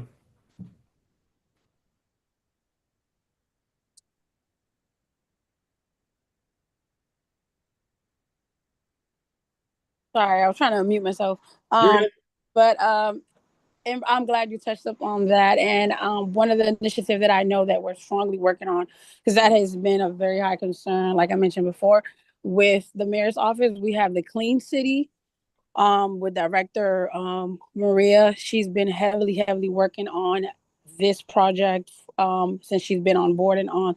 So I want to strongly point you to Director Maria Berry with the Clean City, as she's been on the many of the lids on the walks, and she's like passionate in regards to this topic because it is a very concern, a high issue, and I can't elaborate anymore because we literally this is what she speaks about, and this is what we are focusing on, and this is the main project.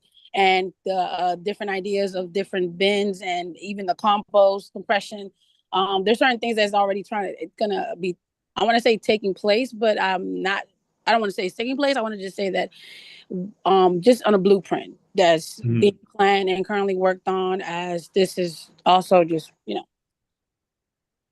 working on it, basically. I want to say we're working on it, but I want to strongly suggest connecting you with Director Maria, because she is the best point of contact for this, and she can speak about this.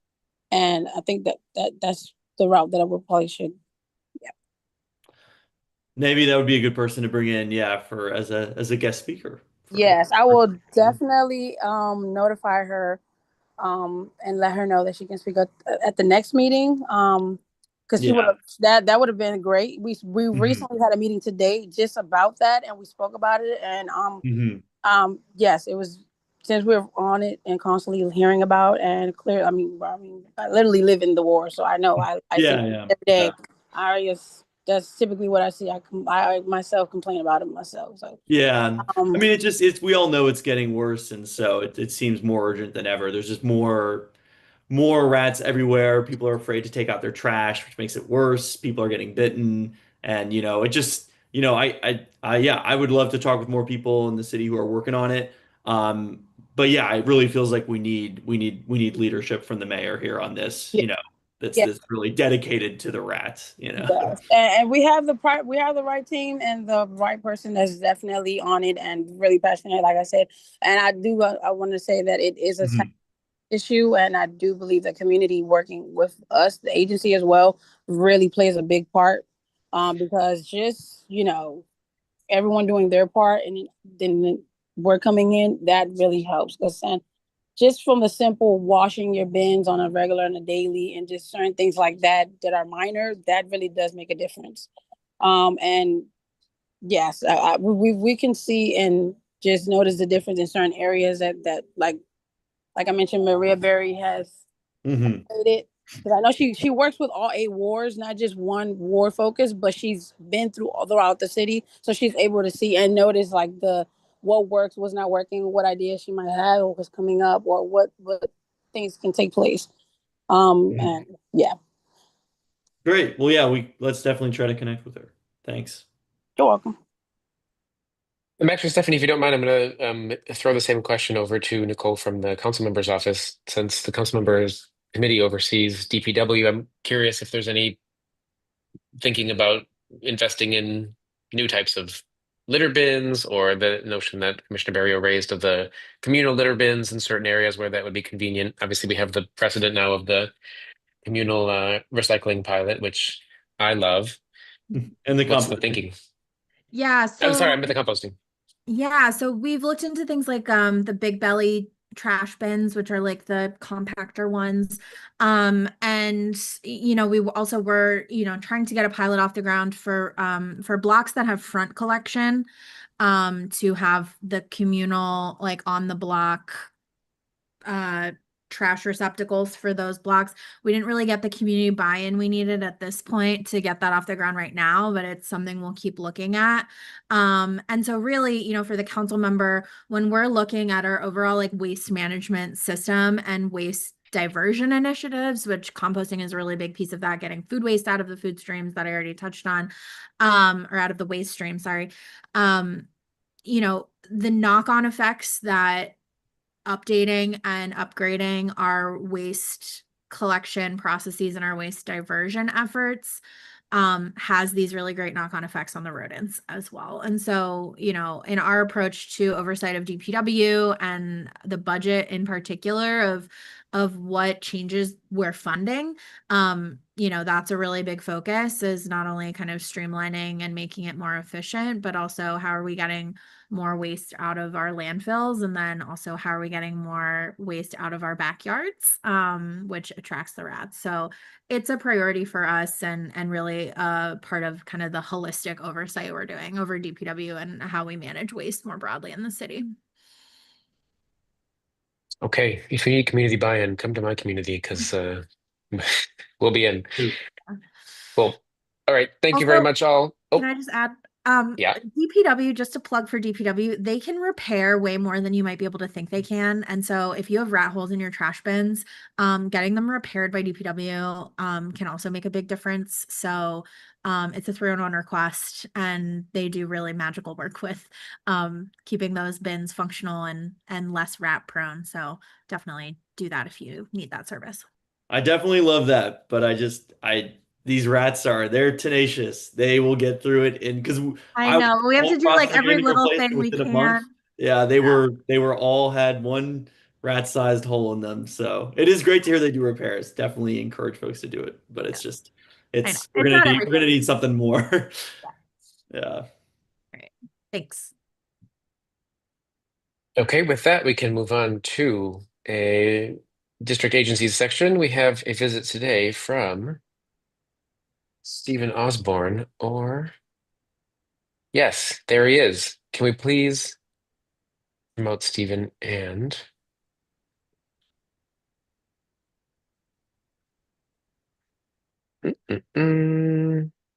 thank you.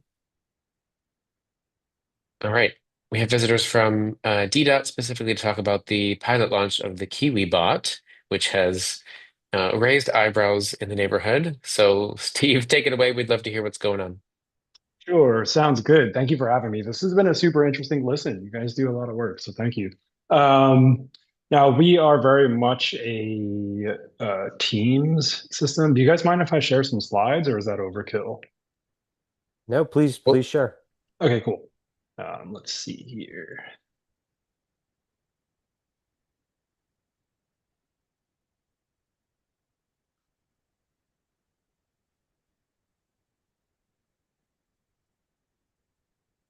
Just I don't work a lot with Zoom. Okay, I have it.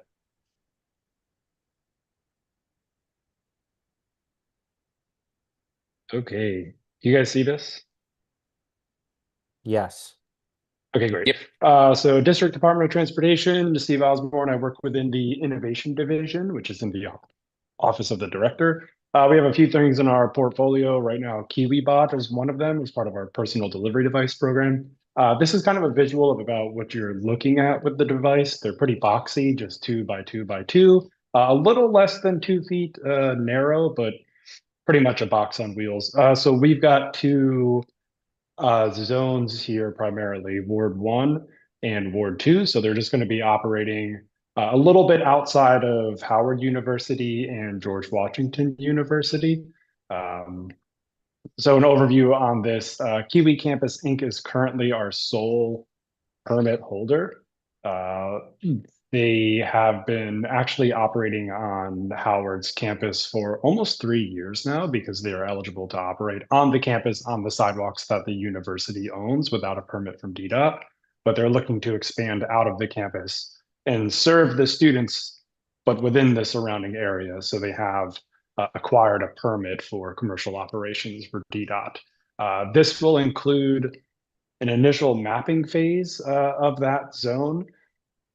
And they'll be starting that on August 18th, and they're looking at using no more than 4 robots to do that. They like to have multiple ones because the data redundancy is really good for them. And as part of that mapping phase, they're going to basically have a data exchange with DDOT. So they're going to do a sidewalk condition assessment of that zone and give the data back to us. And what that does for us is it's going to do 2 things: help us improve our sidewalk condition within that area, and then also make determinations if widths are too narrow or the conditions are too poor.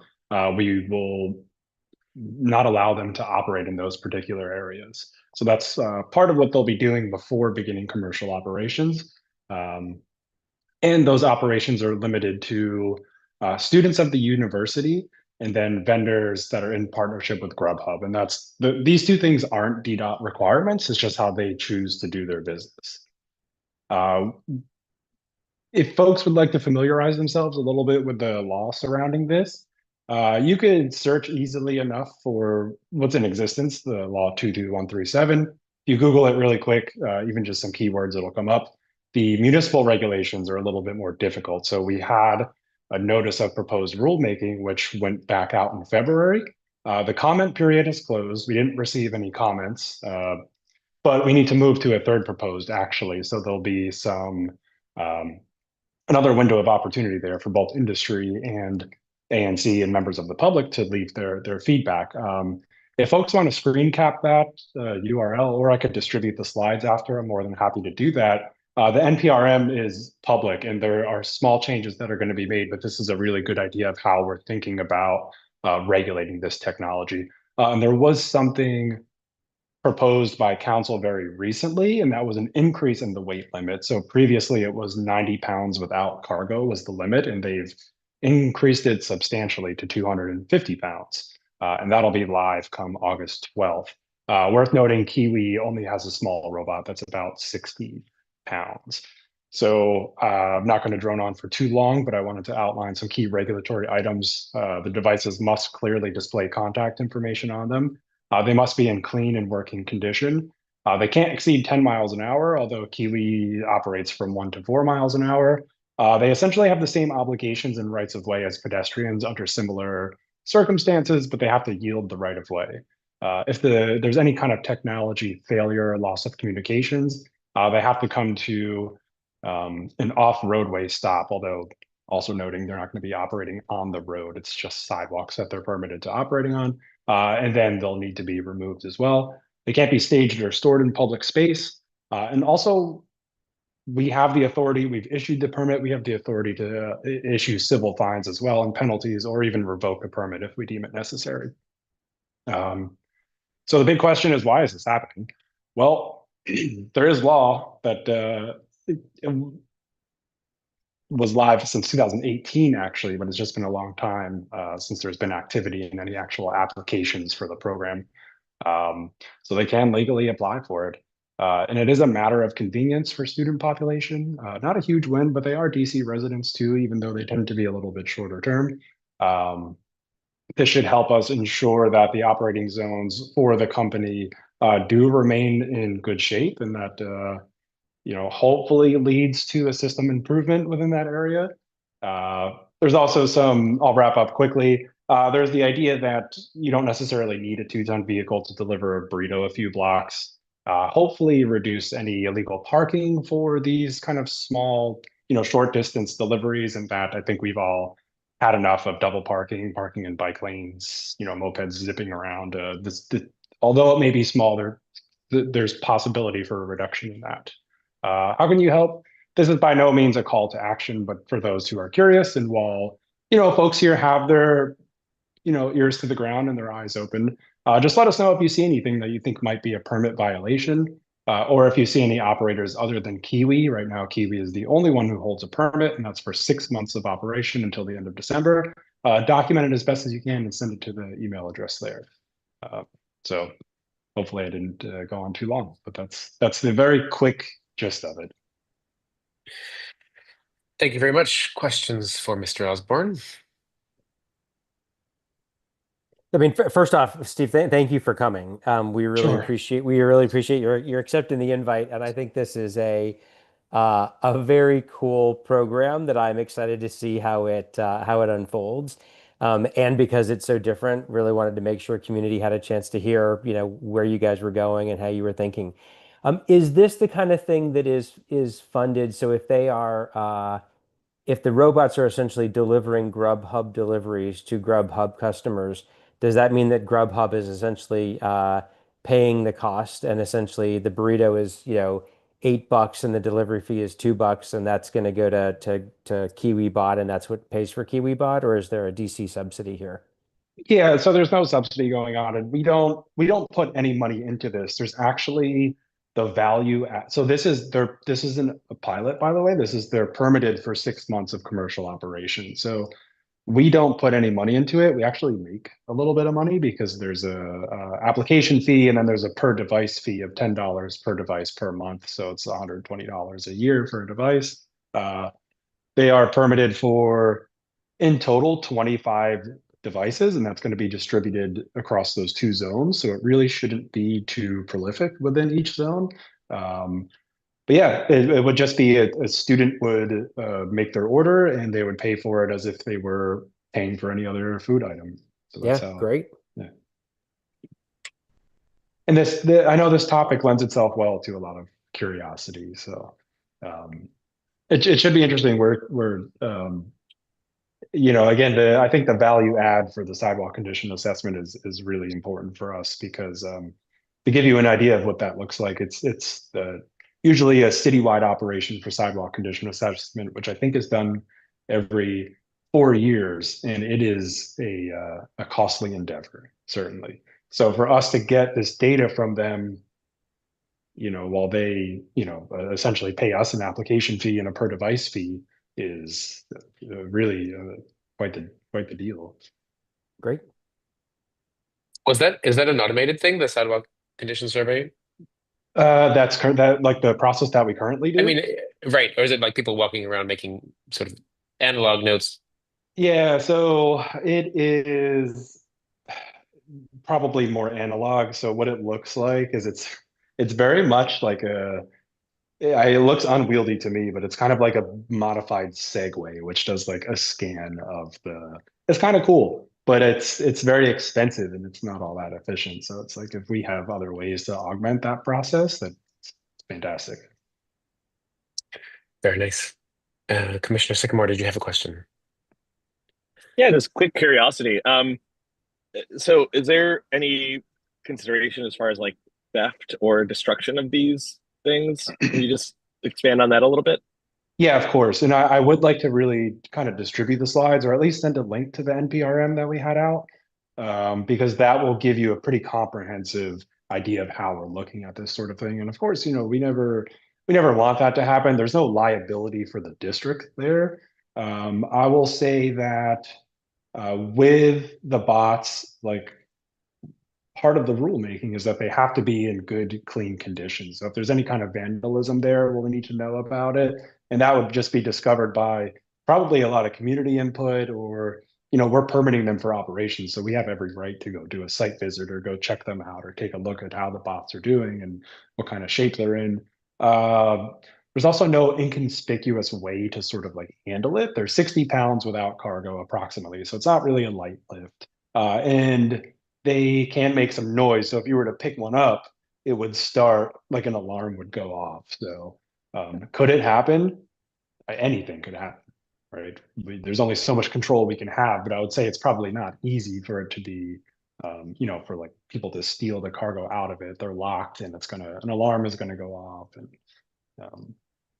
yeah, so, anecdotally out of Los Angeles, tempering does happen, but I don't think it's such an issue where it's happening regularly and sort of defeating the purpose of the technology. Okay. Thank you very much again for the visit. Thanks for taking our questions. Sure. Much appreciated. Thanks. Next up, in a surprise move, not on your agendas, we also have a visit today from Pepco. Oh, I believe Pepco representative Mr. Culpepper. has a hand up for promotion, please.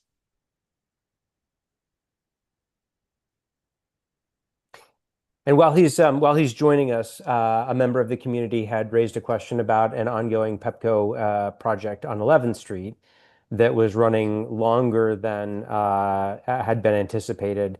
The question was, can you provide a quick update? Mr. Culpepper has been very generous to join us and has some updates on, I guess, two other projects that Pepco has underway coming up here in the next month or so. Commissioner Fay, you stole my thunder on that question. I was going to ask that one too. Well, you feel free to ask all the questions you want to. Yeah, absolutely. And thank you so very much for inviting me to come and speak to you guys today. I know that we've been in the area for quite some time along 11th Street. And that is because there was a major issue that happened at the 22nd Street substation, which caused two of the four transformers to stop running.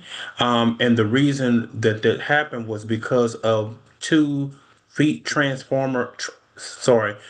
transmission feeders along 11th Street from Monroe to V Street. And so think about several blocks that had to be actually repaired. And so we had to go into each manhole along those several blocks and do what is called splicing the cable, actually taking out the old cable, putting in new cable to make the necessary repairs to ensure that the 22nd Street sub was operable. This started July 15th.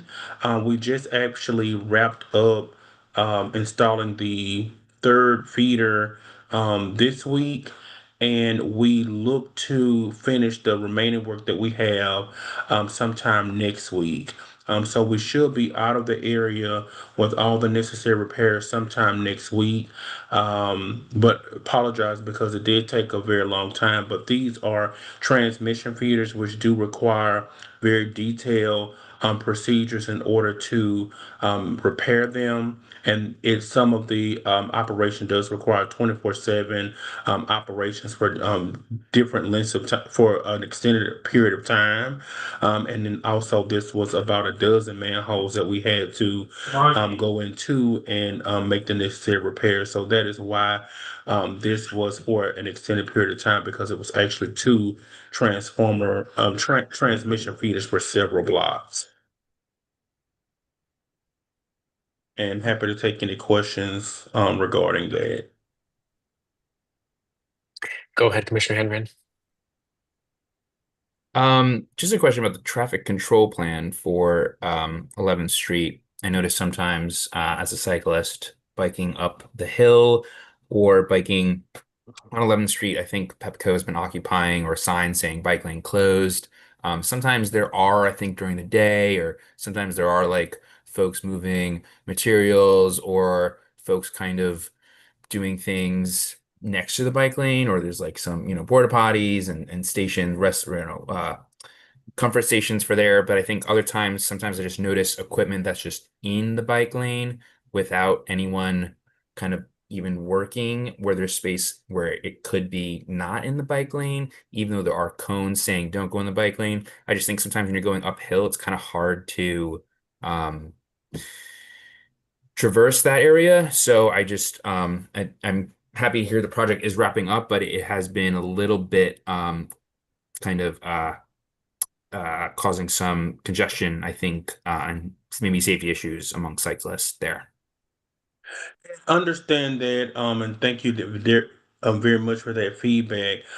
This was emergent work. Obviously, when we are doing our work, we are try to keep the bike lanes open as much as possible. But with this, because it was several feet, and then we had to go into the manholes and do what is known as splicing.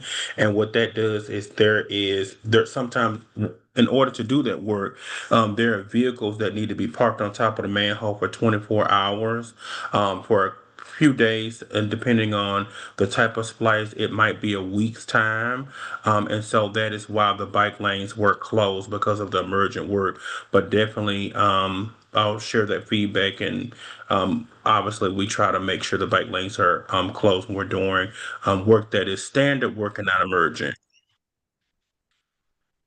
Question from Krishna, if we can promote him, please. Krishna, you're up again. Okay, thank you, Mr. Culpepper. Thank you for that update. That's very much appreciated. I'm just really wondering why the ANC wasn't notified before. I mean, this 22nd station meltdown is a major issue for Pepco. I'm friends with the ANC down there. They have been very, very active on this. I'm uniquely situated because I also live on 11th Street. So, and I go down to 22nd Street every day. I can say that the impacts for us in terms of traffic and construction are far higher than what we're seeing on 22nd Street. So I'm just wondering why we didn't hear initially from Pepco on this. And I just want to also see about any future work that Pepco is planning on doing in the area. And if you can give us any updates on that. Thank you. Yes, and do apologize for that. You guys are not being notified. I thought you were, but obviously we missed a step on that. But definitely we'll make sure to notify you of future work. This was a rolling, ongoing issue that took place, but definitely do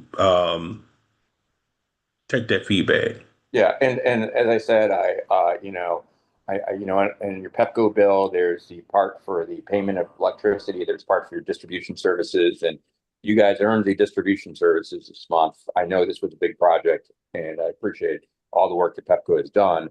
We just kind of want to know what's going on and when we can sort of expect to get our street back. Yeah, so next week sometime, I would say by the end of next week, you should have your street back. But then what they will do is come back in about a few, sometime in September, to take off the old cabling. So that will require them to,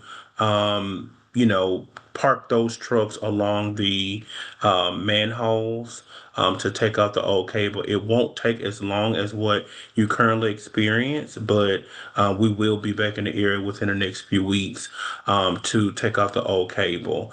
So just once I get a firm date, and I do believe that that work will start in September, on September 15th, and then last for about 2 weeks. But I will make sure to get those firm dates and make sure that you guys are aware. And just, I see the time here. I did want to alert you all about some other construction that will take place as it relates to the Champlain substation that will be upgrading in the area. And I'm just going to share my screen very quickly to show you the construction that will take place in the area, which will be along the 1600 block of U Street. We are currently in the area of, we'll be upgrading the Champlain substation that's near Marie Reed Elementary School. And because we're upgrading that substation, we will have to install new transmission lines that will come down Champlain Street to V Street, and then along 17th Street to the 1600 block of U Street. And what I'm going to do is just share my screen and play. What you're looking at in the teal is the Champlain substation. Just north of that is the Marie Reed Elementary School. We will be putting in transmission lines in and around this area, and it will extend to ANC 1B, so along Florida Avenue, down 17th Street, and along U Street. And this work is expected to start sometime in September. Um, and it will be phased. What you're looking at in the purple is sort of the progression of the work that will take place. We'll be working our way back from 16th Street to 17th Street, and then up 17th, and then meeting at V. This work will take place in different phases, starting in early September until next spring, but it will be done in phases. We've sent out notification to affected residents. I know that one of the restaurants with the street cafe will be impacted. We've already reached out to them and shared this information with them. And then there will be, you'll start to see multiple crews in the area, all phase. And once we start the work, or when prior to the work starting, I will send out notification to affected neighbors, just alerting them again that this work will be starting. And I'm happy to come back to the ANC next month to talk specifically about this and have specific dates on the phasing.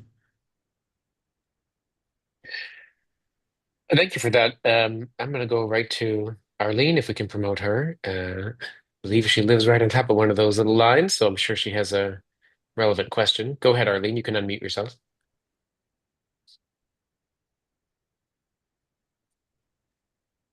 Found the unmute button. Thank you. Okay. When you said, yeah, I do live along 17th Street. So when you said some of the businesses and residents will be affected, does that mean we're going to lose our electricity for a period of time? Oh, ma'am, what it means is that you will see crews doing construction in your street. You possibly will lose parking when the crews are there for a period of time. And you will just be impacted by the construction work. Again, it will be phased, but you're not expected to see there's not going to be any loss of electricity. Okay, good. Thank you. Mhm. Commissioner Hanrahan. This is a great update. Thank you so much. I love the map visuals.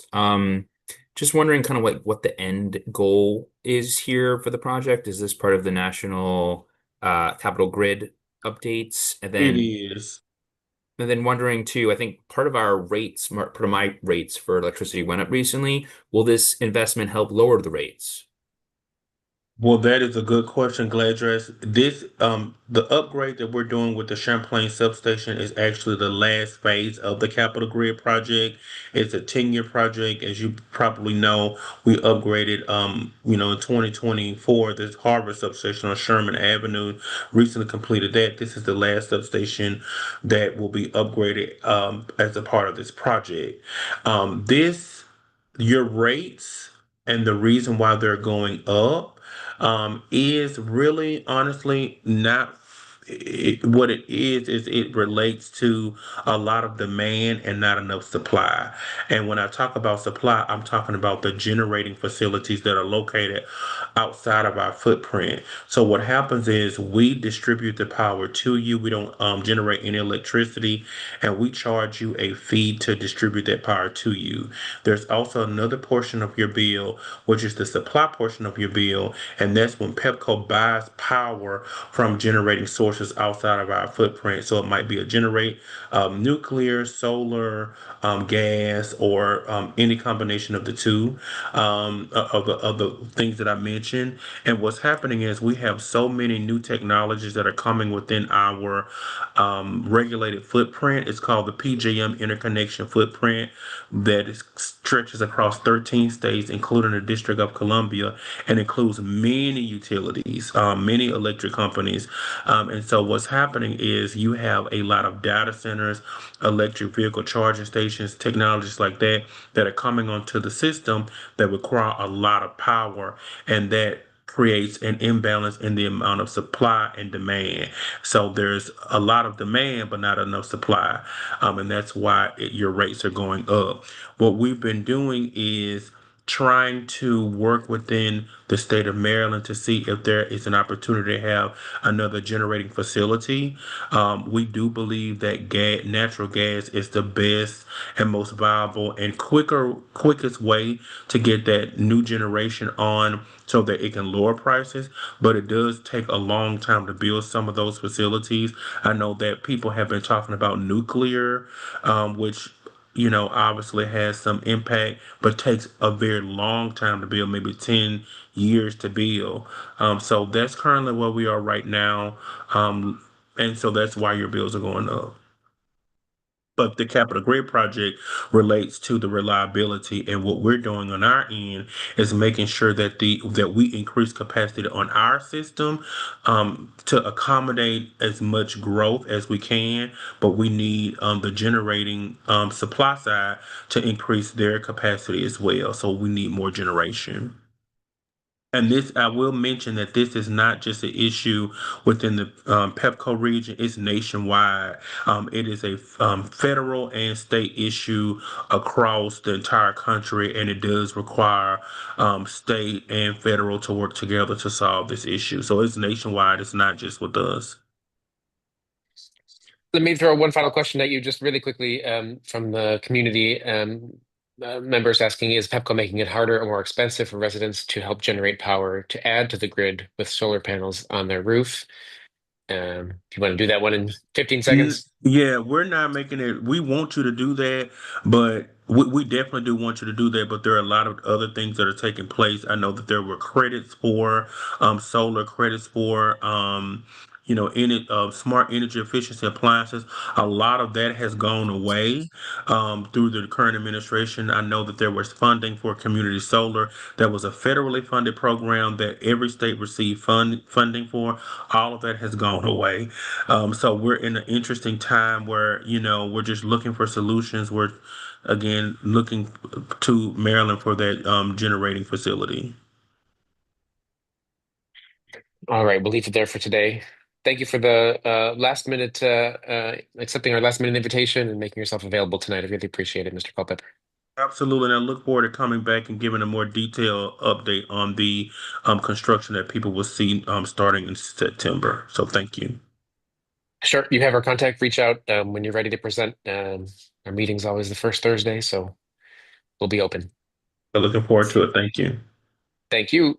Do we have any commissioner announcements this evening? Seeing none community announcements. We do have one registered in advance. Karen. Dr. Driver. Yes. Karen is Natasha Driver. Thank you very much. Who is here representing the Committee of Interns and Residents within SEIU. It's a labor union that represents physicians nationwide, including physicians in training at Howard University Hospital. She asked for a minute of our time. Natasha, you should be able to unmute yourself now. Hi, good evening, everybody. Thank you for Hello. having me. Hi, nice to see you all. Thanks for all the work you're doing. Proud DC resident and also a proud resident at Howard University Hospital. I'm currently in my final year of obstetrics and gynecology. I'm also regional vice president for the Committee of Interns and Residents for the Mid-Atlantic region. I am here today to talk to you all about Howard University currently being in contract negotiations. Howard University is served by the Committee of Interns and Residents, which is the largest union in the country. And CIR also serves GW, Children's National, and St. Elizabeth's here. As I said, we are in the middle of contract negotiations to improve our working conditions. And this is important because we truly and deeply care for our community and our patients, and we want to be able to provide the best care without sacrificing our own health and well-being. As resident physicians, we work an average of 80 hours plus per week, and we are truly at the center of care at Howard. Based on how much we work, we are currently the lowest paid residents in the city, and our hourly wage is far below the DC minimum wage. I want to talk to you for a second about how we show up for our residents. So, our job truly goes beyond just our job descriptions. We do things like pay out of our own pockets for patients who are going home to get their discharge medications when they can't afford them. We bring in small things like coloring books and puzzles to engage our patients and to give them a sense of hope when they have long hospital stays. None of this is, of course, reimbursed. However, at the same time, our residents are also struggling to get by. Many of us have to rely on high interest credit cards to pay rent or groceries.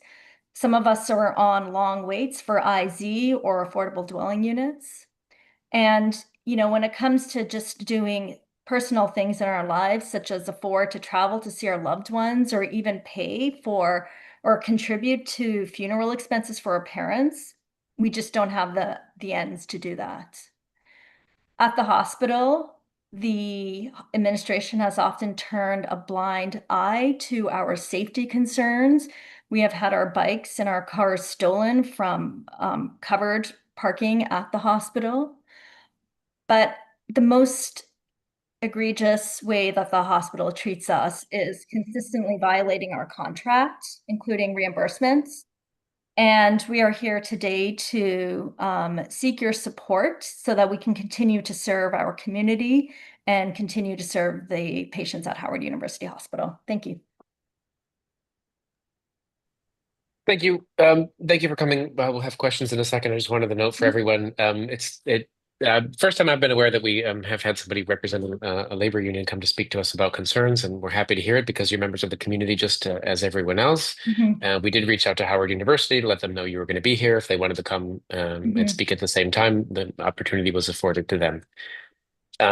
Commissioner Sycamore, did you want to ask a question? Yes, thank you, sorry, excuse me. Thank you, Natasha, so much for your work and your education and, working through this. My brother is also an OBGYN and he had a lot of similar issues. He went to Columbia, and he was a resident there. So I totally feel you 100%. What is the best way? What is your specific ask for us to try to help? I know that I'm sure Chair Duramo has some great ideas behind this, but I just want to know, hearing from you, what do you want from us specifically to do? Do you need a letter of support? Would you like us as individuals to reach out to a specific person or administration? How would you like to see that happen? So, right now the administration is giving us pushback on all of our proposals, and we really want to put pressure on them. We've really just started to engage our community members. So I think if we can start with a letter of support, that would be really useful. As we begin to scale up our actions, if anybody can support those actions, that would be good as well. And of course, if we can use social media to let others know what's going on at the hospital, I think that's always an important pressure point on our administration. Wonderful. And a follow-up question is, what is your timeline for union? It's a union negotiation, yeah? Yes. So what is your timeline? Yeah, and do you have any bridge agreements or anything of that nature that are being drafted? Do you have any rights at this moment? So we formed a bargaining committee, and we have a set of proposals that we have worked through and refined. We are presenting these to the administration, and they are coming back with their input and proposals as well. We are currently out of a contract. We've all signed contracts from the previous year, and we would ideally like to have our negotiations wrapped up as soon as possible.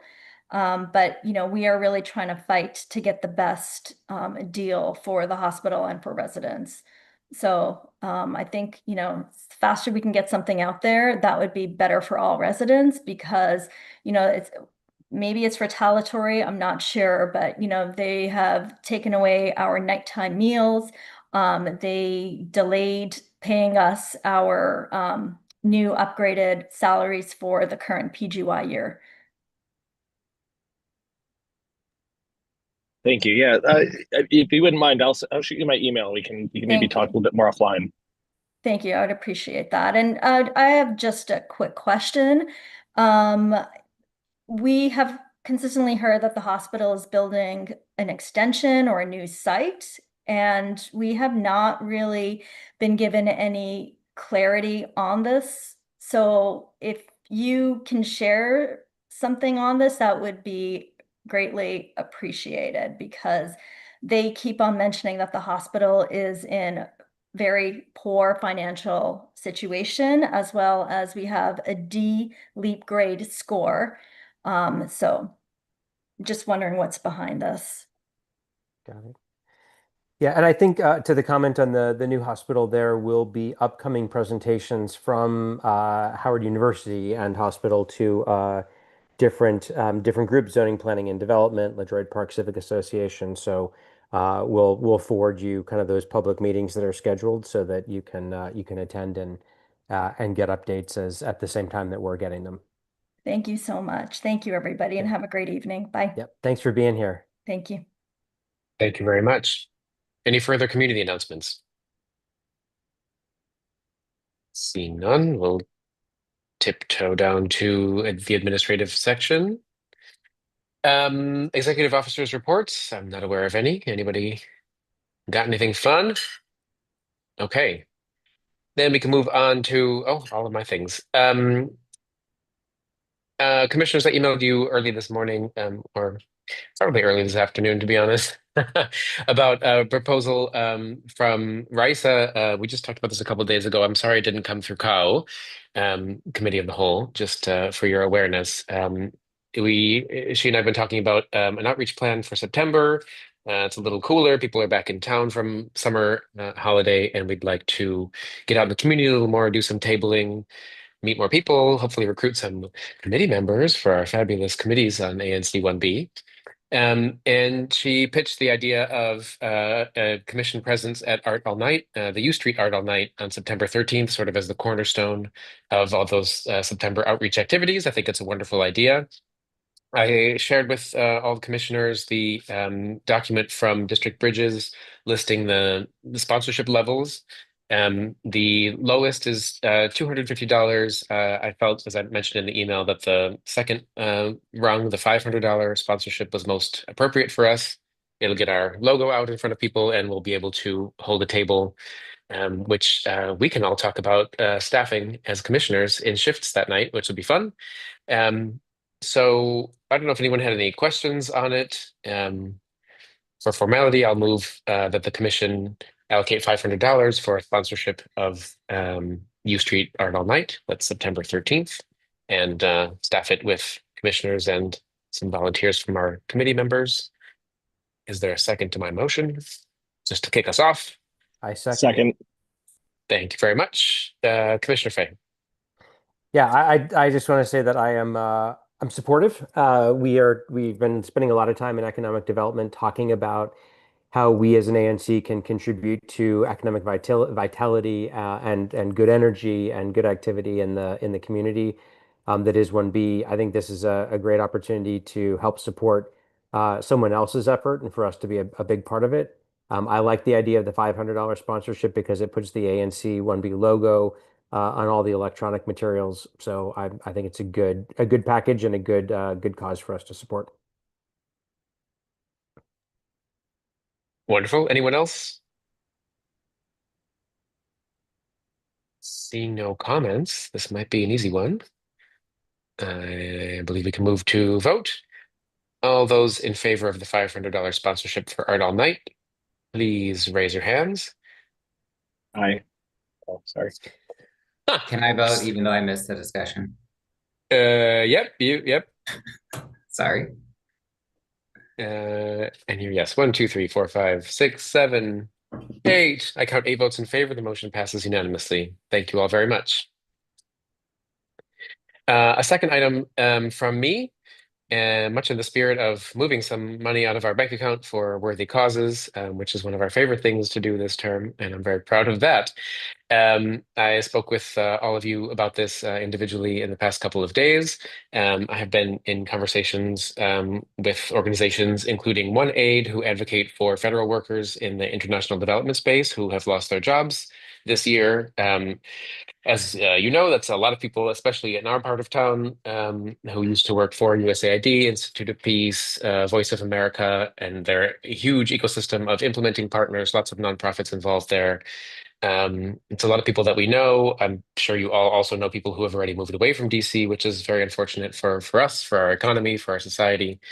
And we've had the idea of doing a community day for folks in that sector who've been impacted.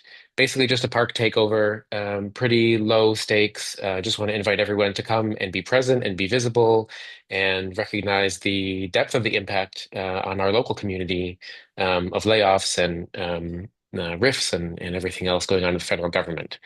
I developed a budget, which I'm happy to share on the screen if I'm savvy enough.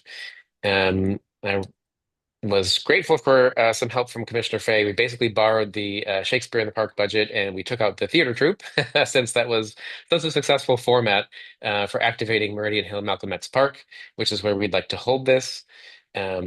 So basically, we're looking at just the costs aside from the theater production itself, which would be reserved parking spaces, restroom supplies, because NPS does not always have toilet paper in the bathrooms, the NPS permit itself, a banner, promotional flyers, of course, temporary trash bins, and volunteer t-shirts, which is a requirement of the safety plan to use NPS property. Those are all those lines I anticipate certainly will need, and that's about $1,000. I have also thrown in a $500 line for contingency of requiring a crew to help put up a stage. I don't actually expect to need this. We are very fortunate in our friends around here in Commission Area 1B.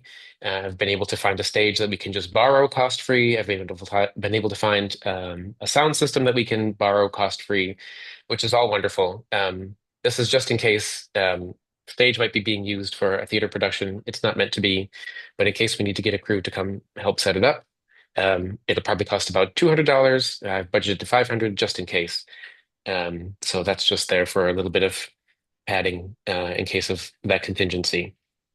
So again, for formality, I move that the commission designate $1,676.39 for the purpose of the International Development Community Day at Meridian Hill Malcolm X Park, which will also fall on September 13th, although it's a daytime event and Art All Night is in the evening. So in between those, I will have a quadruple espresso and then continue to Art All Night. Is there a second to the motion? Second. Thank you very much. Questions, discussion? Quick question. This has been, maybe I missed that. I apologize if I did. This has been already permitted through NPS, correct? The application submitted and received. So, but we had a previous conversation where I pitched them and they said, "Sounds good, please submit." Okay, and they're cool with having a stage and everything, because I know they can get really persnickety about that. They can get persnickety. They're lovely, and happily we've been through Shakespeare in the Park, which was a much larger, more involved stage, which they did allow to be on the lawn. So now we know how to do that kind of stuff. All right, great. Thank you. Yep. Just wondering if this has been shared with other ANCs like ANC 1A, just to kind of share the outreach to get people to come support the event and make it a success. It sure has. Thank you. I couldn't have planted a better question. I did speak with the chairs of 1C, 1D, and 1A, which all surround Meridian Hill, or are like within one block of the park. All absolutely enthusiastic, asked what they could do, how to help promote. So I do want to involve them. I didn't ask anyone to share the cost burden. I hope commissioners don't find that objectionable. We do have a larger stash of cash than they do, and I thought in the $1,000 range, it was all right for us to handle it. Also, to be frank, none of the other commissions has an August meeting, so they could not approve a budget. We are the only ones who are hardworking all the way through the summer, so a little bit of a logistical issue there. But I did make them aware that if something arises that's not budgeted in our budget, I would ask them to to find a way to help. Some of them have early September meetings, and they all indicated they'd be willing. They're connecting me with promotional partners and that sort of thing. So great enthusiasm. Everyone loves seeing the park activated. So sorry, you're asking for a not to exceed amount authorized up to the could we just round it up to 1,700 so that we don't have to write down on pennies? I will, yes, consider that a most friendly amendment. Thank you. Okay. The motion on the floor is a not to exceed 1,700 expense for International Development Community Day. I think we can move to a vote. All those in favor, please raise your Zoom hands, except for Francois, who will always raise his attached hand. 1, 2, 3, 4, 5, 6, 7, and 8. The motion carries unanimously. Thank you very much, everybody. Let's carry on to new business. First up is the HBRB case from ZPD. I believe we still have Nyanyi on the line to speak to the case. There's a link in the agenda to the documents. And unless I'm much mistaken, I think we also have the applicant in the crowd. Applicant, if you want to raise your hand, you don't necessarily have to speak, but you're welcome to, and we'll enable you to unmute yourself if you feel the need. And Mr. Hung, if you'd like to, I don't know if you want to say anything more than you said at the top of the meeting about the application. I know it was supported unanimously in the committee. Yeah, I don't have a lot more to say. We supported it unanimously, 4 votes in favor, none against. I did send the architect, Chris Martinez, who has his hand risen, to be here in front of the full ANC as well, if you have any questions for him.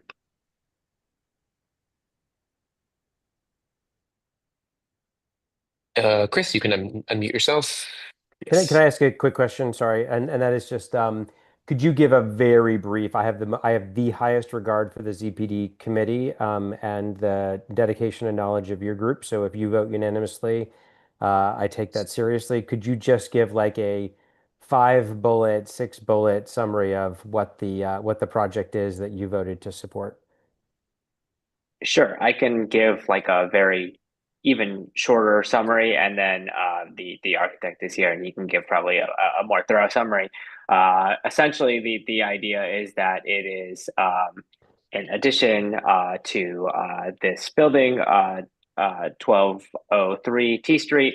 I believe that there is an addition on the top of a balcony, and there's also some changes to the front facade, which they worked with HPO about. I think I'm probably missing some things. I'll let Mr. Martinez speak about some of the. All right. Chris here. Can you guys hear me? Yes. All right, great. So pretty much what we're doing is that we are doing a small extension to the 3rd floor of this building, small minimal addition, approximately 13.8 extension by 17. And we're doing a balcony, parapet, metals. You can see that on the screen there on this side. So that's minimal, no privacy concerns with the neighbors.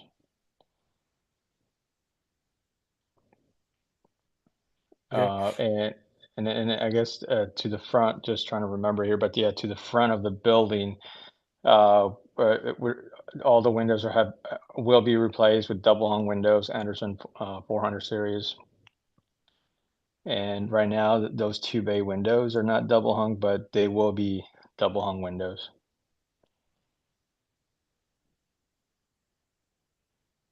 And is this a conversion from a single family to a multifamily? No, it's a single family house. Single family to single family. Okay, got it. Yeah, that is correct. All right. Any questions? on the application? Okay. Consider Commissioner Lemon-Strauss.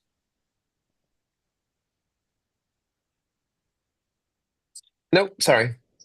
That's Chris's hand. I'm sorry, I was confused in the boxes. We're good to go. I'll consider the motion made and seconded. All those in favor of HBR. Oh, Sorry, this is just a letter of support, right, from the commission? Okay. correct. Yep. Confirming the ZPD's recommendation to approve HBRB case 25-328 for 1203 T Street Northwest. All of those in favor, please raise your Zoom hands.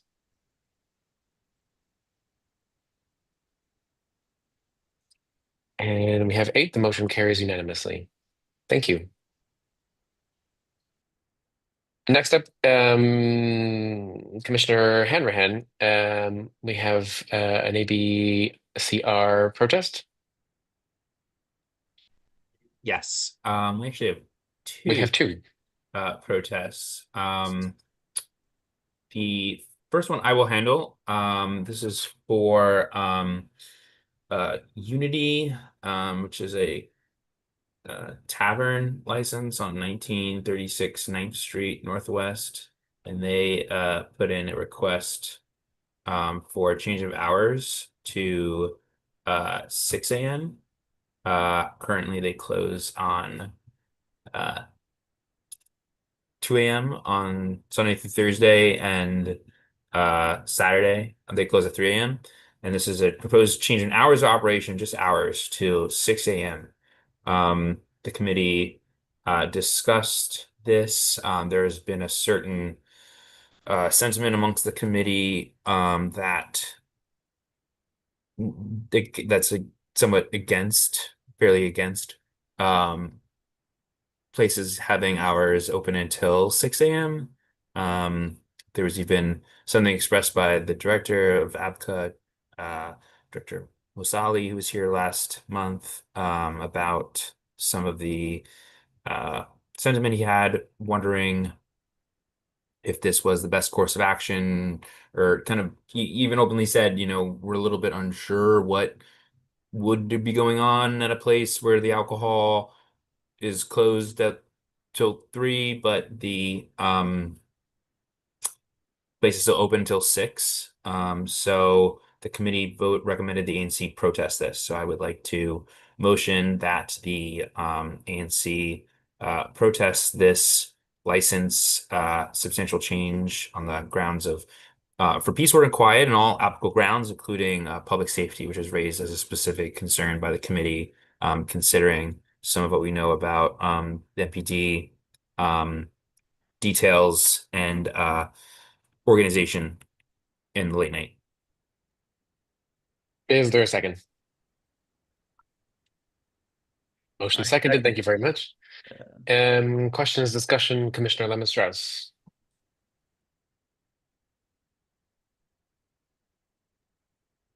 I think he's hidden his hand. Oh, that was my continued approval of the server that I never load, folks.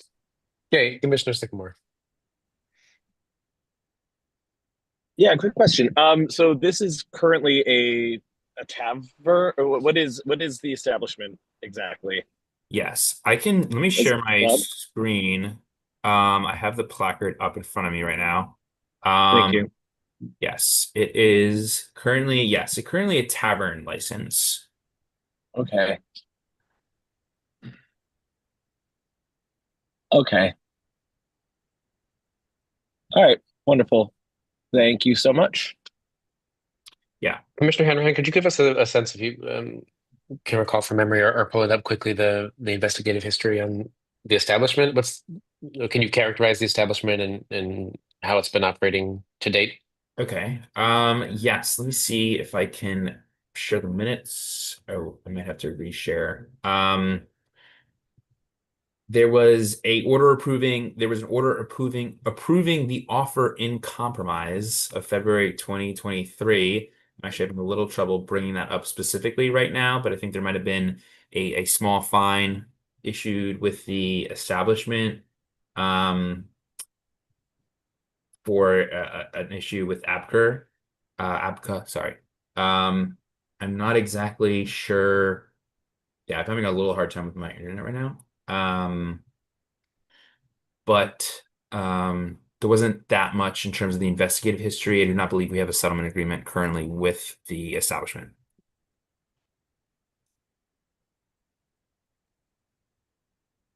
I feel like this is a little counterintuitive as well to, I mean, I know it's not to the liquor moratorium. I feel like it's kind of counterintuitive to that, even though I know it's technically not really the same, but I feel like extending these hours just wouldn't be in good faith to the neighbors. Just in general, I don't know, maybe, I don't know. Does Just anyone have any a comments on that? clarification.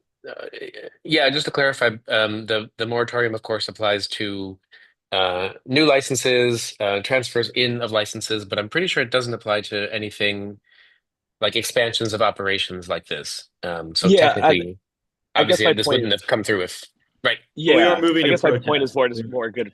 Yeah, oh yeah, that's right. We are moving to protest, but I just, Yeah. yeah, I'm just trying to think of that. Just trying to think of good faith with the neighbors and things of that nature. So Right. it is a settlement agreement, but it's with a group of 8, so it's not with the ANC.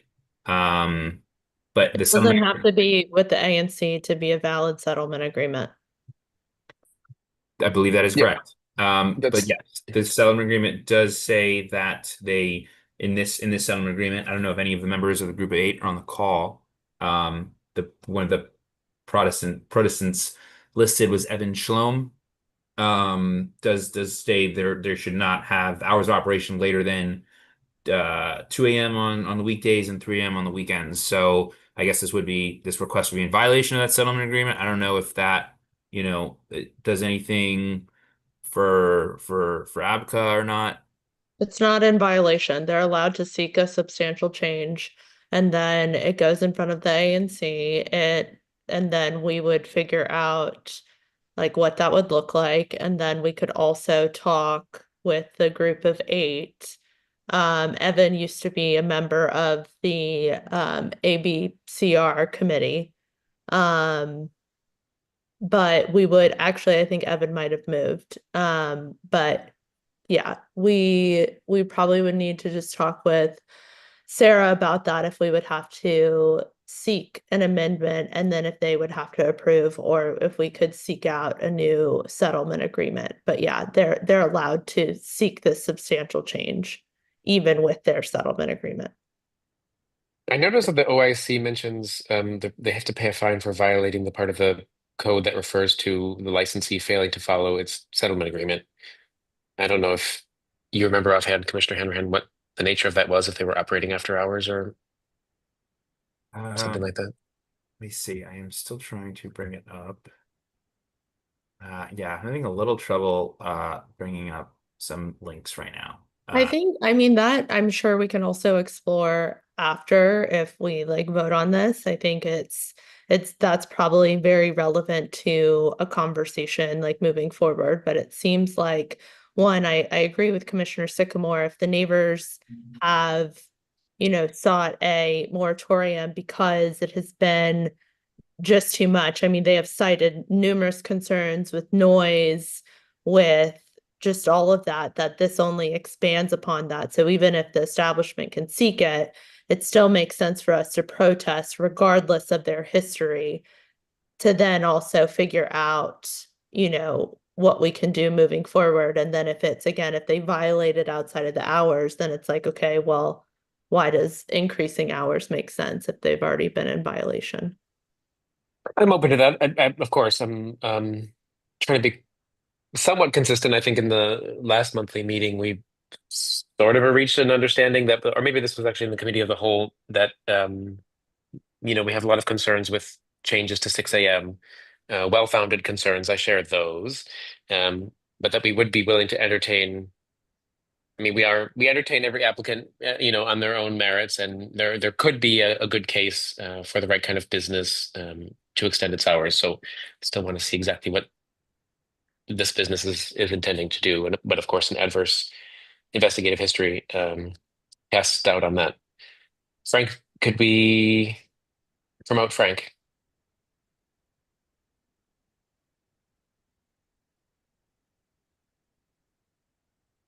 Go ahead. Yes. Yes, thank you, Chair. I would just like to make a quick comment. Usually, a settlement agreement that has been adopted and approved by ABCA, usually the protestant and the author of that settlement agreement, in this case, the party of 8 or 5 or more, here, the party of 8 or more, they are usually contacted and they are a preclusion to proceed to get a extended operating status, an endorsement. So I think the question to ABCA is, has that process been fully vetted? Have they been contacted? And are they willing to engage in a discussion on merits? But I think that this settlement agreement holds until either it expires or it's retracted by a request of the applicant, and that's a process that you must be followed too. But it's just a quick question to ABCA as to whether that process preceded us and has been completed, and the protestant has agreed to engage them, because I think it really does prevent them from applying unless that process has been handled from behind the scenes.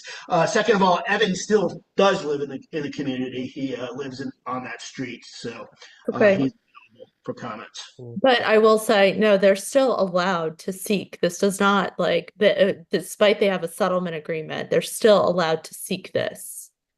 Like, but sorry, we're the proposal is to protest, right, Stephen? That's what you're saying. Yeah, It the sounds proposal like is a protest, so I don't want to have too much circular discussion. Yeah. I think we're all on the same. Discussion seems to be. I think we all agree. Here.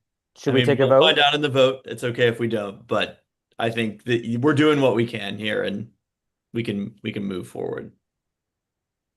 Thank you. Let me ask for clarification on the previous. I mean, was the basis for the committee's vote just the general concern about late operations, or there was concern about the operator as well?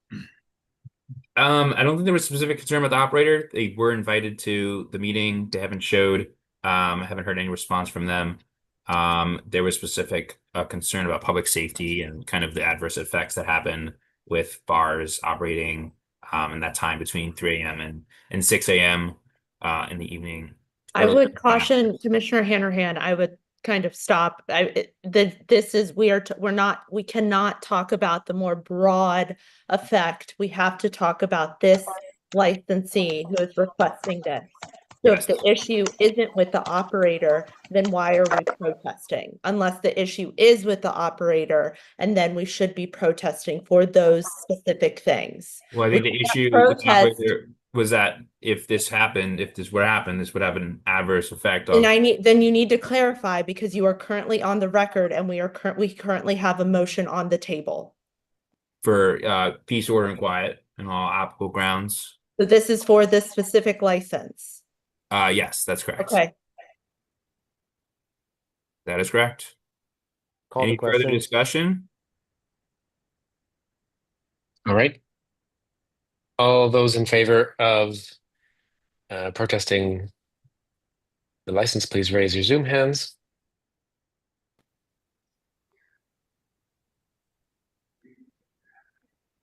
I count 8. The motion carries unanimously. Thank you very much. Commissioner Hanrahan, you have another? Can I just say something really quick? Anytime we protest, and this goes, Commissioner Hanrahan, we need to protest the specific license. We cannot, or talk about the specific license. We cannot talk about the more broad effects. We can say this specific license then affects everyone else. However, we are on the record, and so if we are only protesting for a settlement agreement, we're only protesting because of the broader issue, that can be easily dismissed. Or they can file something for dismissal, and then they have grounds for that dismissal because of what we said. What we say here, especially during our vote, is on the record. So we need to be very specific with the reasons. And if it's not due to the operator, due to the license, then we should really evaluate why we're even protesting in the first place. I think that makes a lot of sense. I think it makes a lot of sense.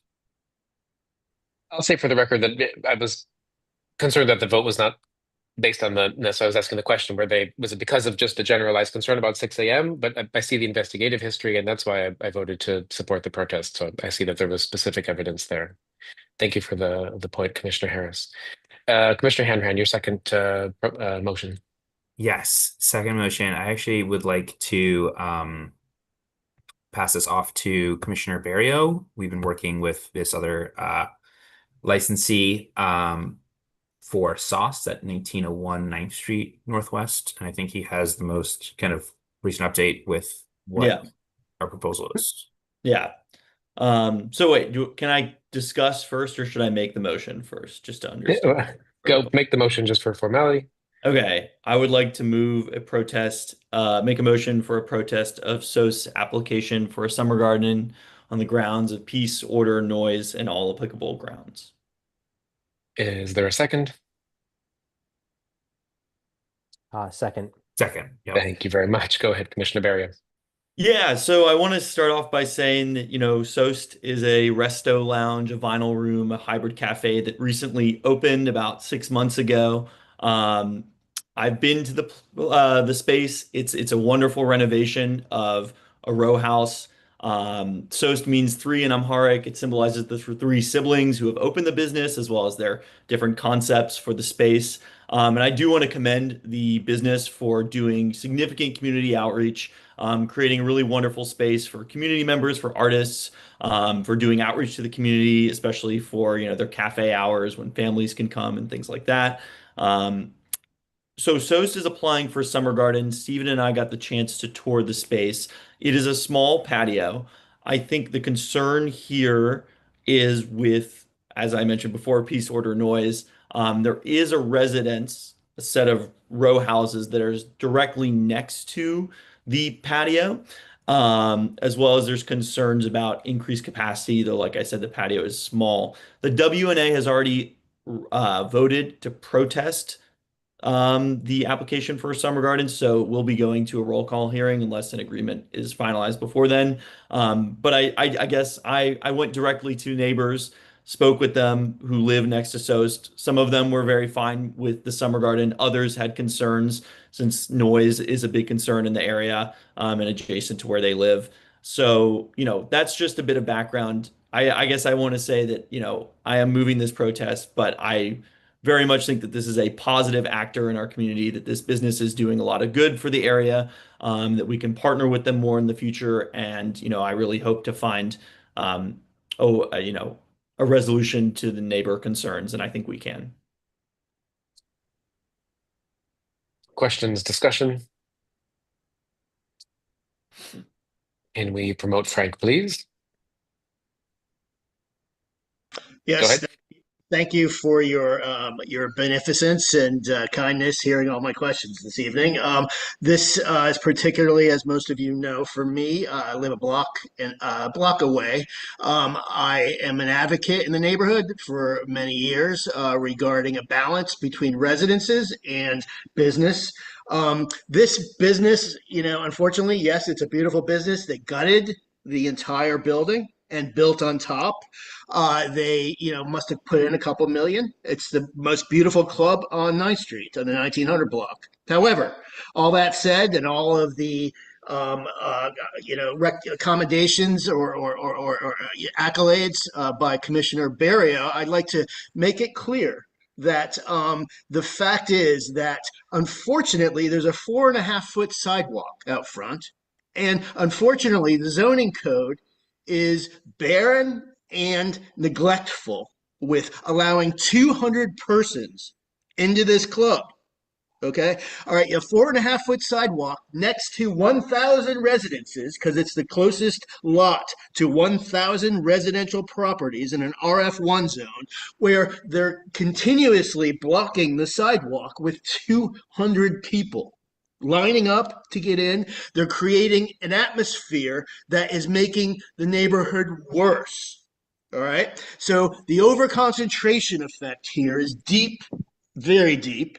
And so, though it is in the moratorium, which has stopped new clubs from popping up, we weren't able to, though we sought, to seek no new endorsements No new footprint expansions, no new summer gardens. My neighbors are being kept up till 4 and 5 in the morning with people partying on their their entry steps, their front doors. All right, who's going to help us here? Who? Well, we thought a moratorium might. Let me tell you, I'm asking the commission to further consider the concerns of my neighbors who would like some peace and quiet and sharing of this area. So I just wanted to lay out the problem with the 200 people lining up out front and creating a party up and down 9th Street, and this being maybe only adding 12 more, but just expanding the problem that is so deep and difficult to get out of. I thank you for your hearing of my comments here, and I appreciate your vote this evening for the protest. Real quick question, in case there's a fire marshal in the audience, does the capacity get recalculated when there's a summer garden? It does not. The process is weak. The process is behind the scenes. There is no code that assists a residential neighborhood under siege. No code that helps reduce, because I filed with the zoning commissioner. All right, when they had asked, and she said, unfortunately, Frank, there's nothing we can do to help you because there's nothing in the code that can help. Yeah. I hear the concern, and that's something that I also would like to speak with the business about. Like I said, they have been very responsive. They have invited Stephen and I multiple times to come and tour the space and talk about the patio and potential neighborhood concerns. So, that's something that I do want to converse with them about, either through negotiations or just outside of that. I think they would be amenable to that. Yeah, and I guess, I definitely hear that. I don't think that this patio should be where that all gets decided.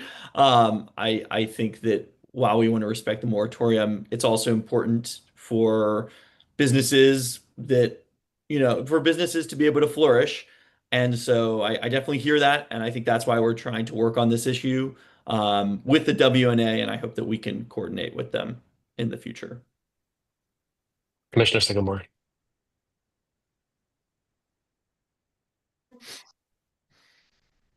Oh, you're muted. Sorry. Thank you.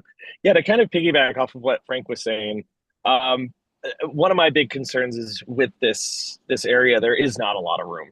And if you've ever tried to navigate that street at any time on a weekend after 5 p.m., I mean, it's quite a feet, if you can say that. And I foresee a lot of problems coming from this, from people blocking the sidewalks, possibly people butting into each other, causing disturbances to peace, order, and quiet.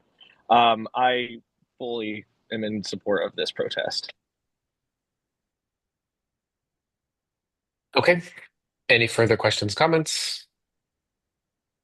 Seeing none, all those in favor of the protest of SOST's substantial change to add a summer garden, please raise your Zoom hands.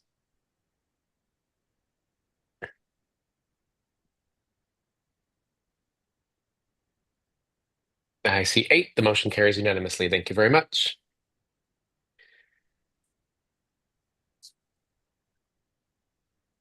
And I'm on the wrong page. Next up, Commissioner Holden. Hi, I just switched to my phone.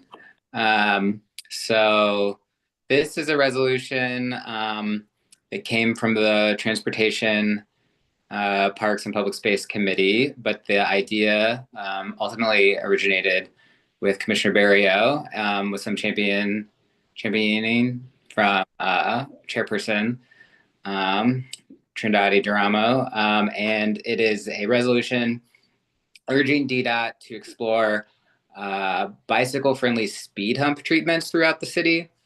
So typically, when DDOT installs speed humps around the city, they're kind of your either standard speed humps that I think people are familiar with, maybe some longer ones that like more like a speed table or a speed cushion that are a little less like a singular hump and a little bit wider. But especially the humps can sometimes be challenging for cyclists to go over. And kind of can like interrupt cycling. Depending on the angle, you really have to slow down and brake and kind of even like stand up a little bit on a bike going over them. So in other cities, including at some locations in Arlington, depending on the speed hump, but the example that we have in the resolution is looking at Portland, Oregon, because they kind of installed these more broadly, are bike-friendly speed humps that are kind of channelized. So in the hump, instead of being a consistent kind of asphalt device, there would be one or two channels in them that would direct cyclists to go through those instead, so they wouldn't have to go over the hump. And this would just be, it's considered that these are safer for cyclists to go over, easier for cyclists to go over, while still reducing the issue of speeding cars and drivers. So resolution is really asking three things. One, that DDOT kind of study the feasibility and conduct a study of what it would take to convert existing speed humps that have already been installed into these. This would likely be during a repaving effort. So if there was a existing speed hump on a block, when paving came around the next time, they would probably install it in this new bike-friendly channelized manner. But we're asking the DDOT kind of like figure out how they could do that. The second thing we're asking is the practicality of installing them in new locations around the city instead of the regular speed bumps, and kind of just moving towards this be the standard that they install around the city. And then finally, with the installation of these, obviously it couldn't happen all overnight. So asking DDOT to prioritize speed humps that are on the bike designated like high priority network in major bike corridors where they've already identified that there's a lot of cyclists, or that they're encouraging people to ride in those ways, basically the designated bike routes. So asking them to prioritize these changes on those locations, and then eventually spread it out to the rest of the city. So yeah, that's it. Any questions? Or if either Commissioner or Chair, if you want to say anything.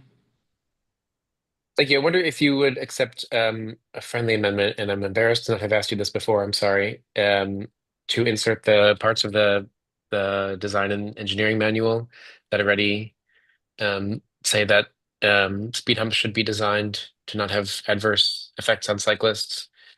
I think it strengthened the case a bit to point to their own design and engineering standards that seem to open the door to this. Do you just want to add that as a whereas clause? Yeah, I would say so. Okay. I think we can figure out the language, I guess. Yeah, let's not do that live. Right. Commissioner Fay? Oh. I must have voted early. Just kidding. You're voting twice. Nope, just early. Commissioner Barrier, did you want to say anything on this project that you set in motion many months ago? No, just You wanted don't to have give a shout out to my roommate and also committee member Julius Duhan, as well as Commissioner Holden for helping support us with this, and Chairperson Duramo. Yeah, no, I think it's a worthwhile exploration. I think it's something that cyclists do care about. I think that, for all of our goals in the city of, reducing single occupancy vehicle trips, of increasing cycling due to the many health benefits, reducing emissions, reducing congestion, pollution. For all of these reasons, we want to encourage cycling. So this is one small way where we can do that. Yeah. Okay. If nothing further. Oh, I have just one more Yes, quick thing. sir. Sorry. I know we had a discussion about this before. Is there any cost differential between just having a regular speed bump versus actually having like that little divot in there?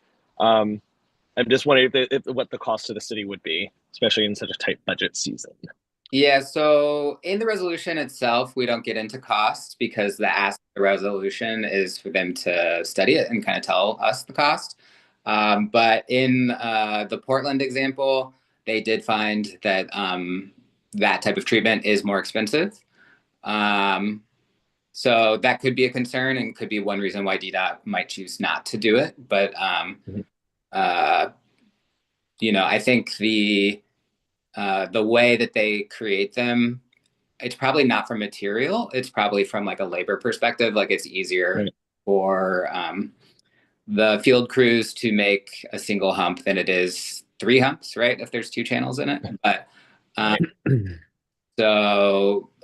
think typically they are more expensive, but sometimes treatments like this can be more expensive when they first start them. And then as they iterate and get better at installing them, they can become cheaper over time. So, yeah. One more quick follow up on that. Sorry. And this is not to redo existing speed bumps. This is just from here on out, like any new speed bumps. Is that correct? Well, the 3 asks are kind of, the first ask kind of asked them to conduct a study about like what is the feasibility of converting existing ones. Got it. Okay. But it's there's no specific asks for like at this location, please do this, right? It's Got more it. DDOT, please consider doing this, and they might just tell us we've already looked at it and we're not going to do it for these reasons. That could be a response from DDOT we might not like that, but it could be a valid response. Okay. We also asked Cool. them to Thank you. prioritize, I believe the DC, I forget what it's called, DC Capital Bike Plan, something like that. But I think there are certain corridors where this would matter a lot more, or where it is more important that our major bike arteries that have series of speed bumps. The classic example being R Street in Northeast, in the Eckington area. So that's not specified, but there are places where changing just a few of them would matter for a whole lot of bikers because that's the only east-west route for folks in the area. Oh, R Street in Eckington. I lose a tooth every time I know. Anyway. Alrighty. I never made a motion, I think, right? So I move that we adopt the resolution with the friendly amendment to include the language about the manual, the language. Second. Cool. Thank you very much. All those in favor? Wait, well, it was okay. That was already a vote, I think. Commission, not a comment. Mr. Lemonstrass has been biting his tongue to get this vote in. I've had to wait so long. I now want to vote yes 3 times. All right. Well, it carries super unanimous. Well, actually, I think we have 1, 2, 3, 4, 5, 6. I see 7 hands. Keep your hands up. And that's 8 unanimously. Thank you very much, everybody. Next, we have a resolution from Economic Development Committee. Yeah, let me just start with a little bit of background here, and I promise not to belabor the point. 1617 U Street, which is currently the site where the MPD 3rd District, Firehouse number 9, a parking lot, and a fuel station are located. It's a DC-owned property that was determined to be surplus by the Deputy Mayor for Planning and Economic Development some time ago. It has been a parcel that has been on this commission's radar for some time and has consumed dozens, if not hundreds of hours of commissioner and community time. The deputy mayor sent someone, Daniel Lyons, who I want to thank publicly for the time that he's invested with us, but also over the prior years, came and provided an update to the community shared that they were, working through the RFP process, clarified that per the request of the prior commission, giving its request great weight, that DemPed had not released an RFP until the zoning decision was made. In conversations that the Economic Development Committee held in June, where we had essentially a public hearing, a couple of other organizations have hosted some hearings on this particular site and the topic. The general feedback was that folks were interested in, the community was interested in being able to provide public testimony, public feedback on the development of a development RFP itself. Many of the folks who have been very much involved clarified that while they were able to give many hours of testimony during the zoning proceedings, they were repeatedly reminded that these were zoning hearings and not development hearings. And so they were not afforded an opportunity to give any feedback on the development priorities. To be maybe candid and a little bit, others in the audience can challenge me. The core elements of what people really want are pretty consistent in terms of continuing to have the presence of the MPD, fire emergency services, kind of staying in line with the zoning setbacks and step downs, a handful of others. And so, we will codify those again, but we also are requesting of DemPed in this particular resolution that they engage the community in a feedback process to give community feedback and input on the development of an RFP that would ultimately be released. Two other points that I want to clarify. The first is we chose not to take the direction of a resolution that would state the community's position or the ANC's position on the development goals, objectives, needs, because we felt that the most important step that we could take was to ask DemPed to engage the community in a formal and active process. The second point that I want to make, and we still have an opportunity to do that, and we may do that in an upcoming meeting. The second point that I want to make is that I've had a number of conversations with DemPed. They have confirmed internally that I can safely state to the public that they will not be releasing any development RFP before the end of this calendar year. And you may recall that I was suggesting that we needed to make sure we got ourselves ready to give our feedback because an RFP could be dropped in September or October. They have clarified that they will not be releasing an RFP until January at the soonest. And then additional comments that they have made suggest that the city's development efforts are focused elsewhere, potentially at the RFK site. But we have, a good several months to be able to work on different aspects of this. And so what I want to say is that, through the feedback from the community, through the confirmation with DemPed of the timeline, we are submitting this resolution, or I'm presenting this resolution as a request for DemPed to engage us. And I will comment on the content of this particular resolution in just a moment. I want to share a little bit of the evolution of it. But Vice Chair Harris, I see your hand is up, and so I want to pause to answer your question. Sorry, never mind. That was preemptive. I was just waiting for whenever discussion was happening. So I'll put my hand down and then raise it when discussion is happening. We'll come to you first. So to the content, the specific content of this resolution. And before I ask the chair to put it up on the screen, let me just take you through the building blocks. Or chair, I can put it up on the screen. I'm happy to do that. I thought you had do put that fun thing where your face floats in front of it. I think that's cool. I don't know if I know how to do that, but I'll try. I'll try. So a couple of things. As you think about the building blocks of this particular resolution, building block number one, I borrowed very heavily from the prior resolutions that had been authored by this commission in the previous term, essentially to create consistency with our requests and our position on 1617. And so we've essentially laid the foundation based upon what the prior commission said. I repeated, as a part of that, the asks of the prior commission to DemPed for community engagement, and essentially borrowed almost verbatim the requests for engagement stated by the prior commission. We transitioned to a statement that says DemPed has not yet had a chance to act on those requests from the prior commission. And we transitioned to saying, and therefore, right, we would like for you to engage in a process of, hearing the community. I'm sorry, Commissioner Fay, I just want one quick question on the past. You looked at the past resolutions. Did you Yeah. also look at the resolution that predated before the Reeves Center RFP came out? I don't believe that I looked at the Reeves Center resolution in particular. I looked at the 1617 primarily. I think I did read through the Reeves, but I didn't lift anything from it. Yeah, I think that could be helpful because that predated the RFP that then was released from the Reeves Center. And I believe what was in there was also specific kind of mechanisms of how DMPED should be reaching out to the community. I can try to surface it while we're having the conversation right now, but I just wanted to ask because I wasn't sure if that was looked at. Yeah, no, great question. And again, to be clear, I did not lift anything directly from that.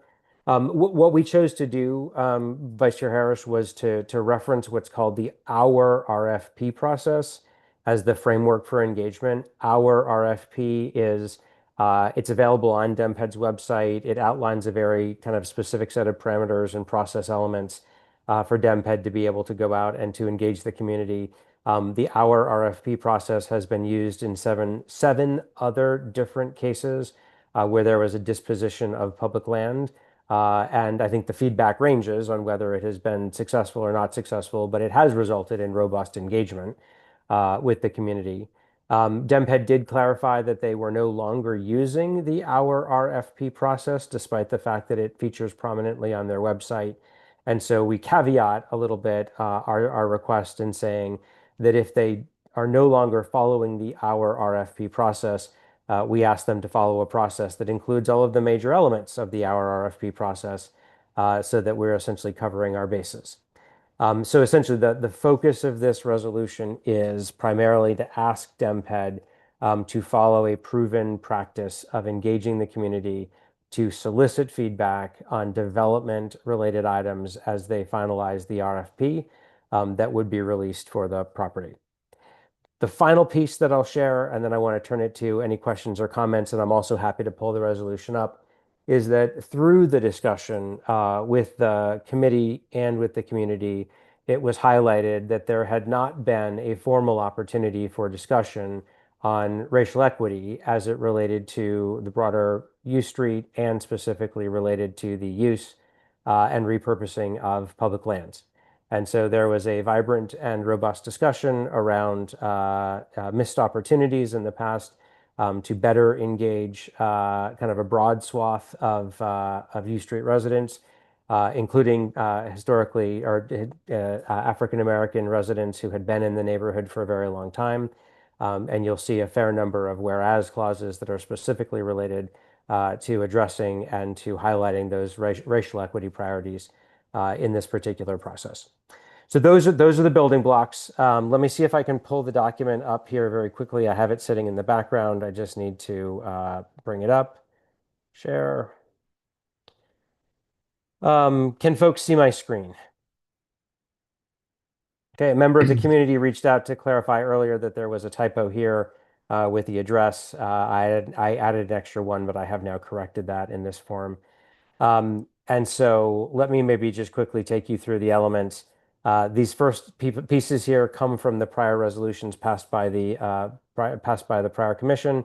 It's surplus designation, the size and location of the property, the fact that it's attracted significant interest, and then I go on to building block number 2, which is that ANC previously passed 2 different resolutions, a June 2024 resolution that called for these kind of specific things, which is a process that is transparent and fronts voices of those impacted, including immediate neighbors, all residents of the U Street corridor, and residents of the surrounding areas, and strongly believe that DemPed should hold the release of the RFP until the zoning map amendment determination is made.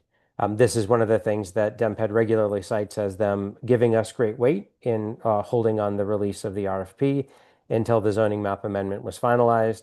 We highlight that many hours of public testimony were given, but that folks were asked to limit their comments to zoning issues only and not to RFP issues.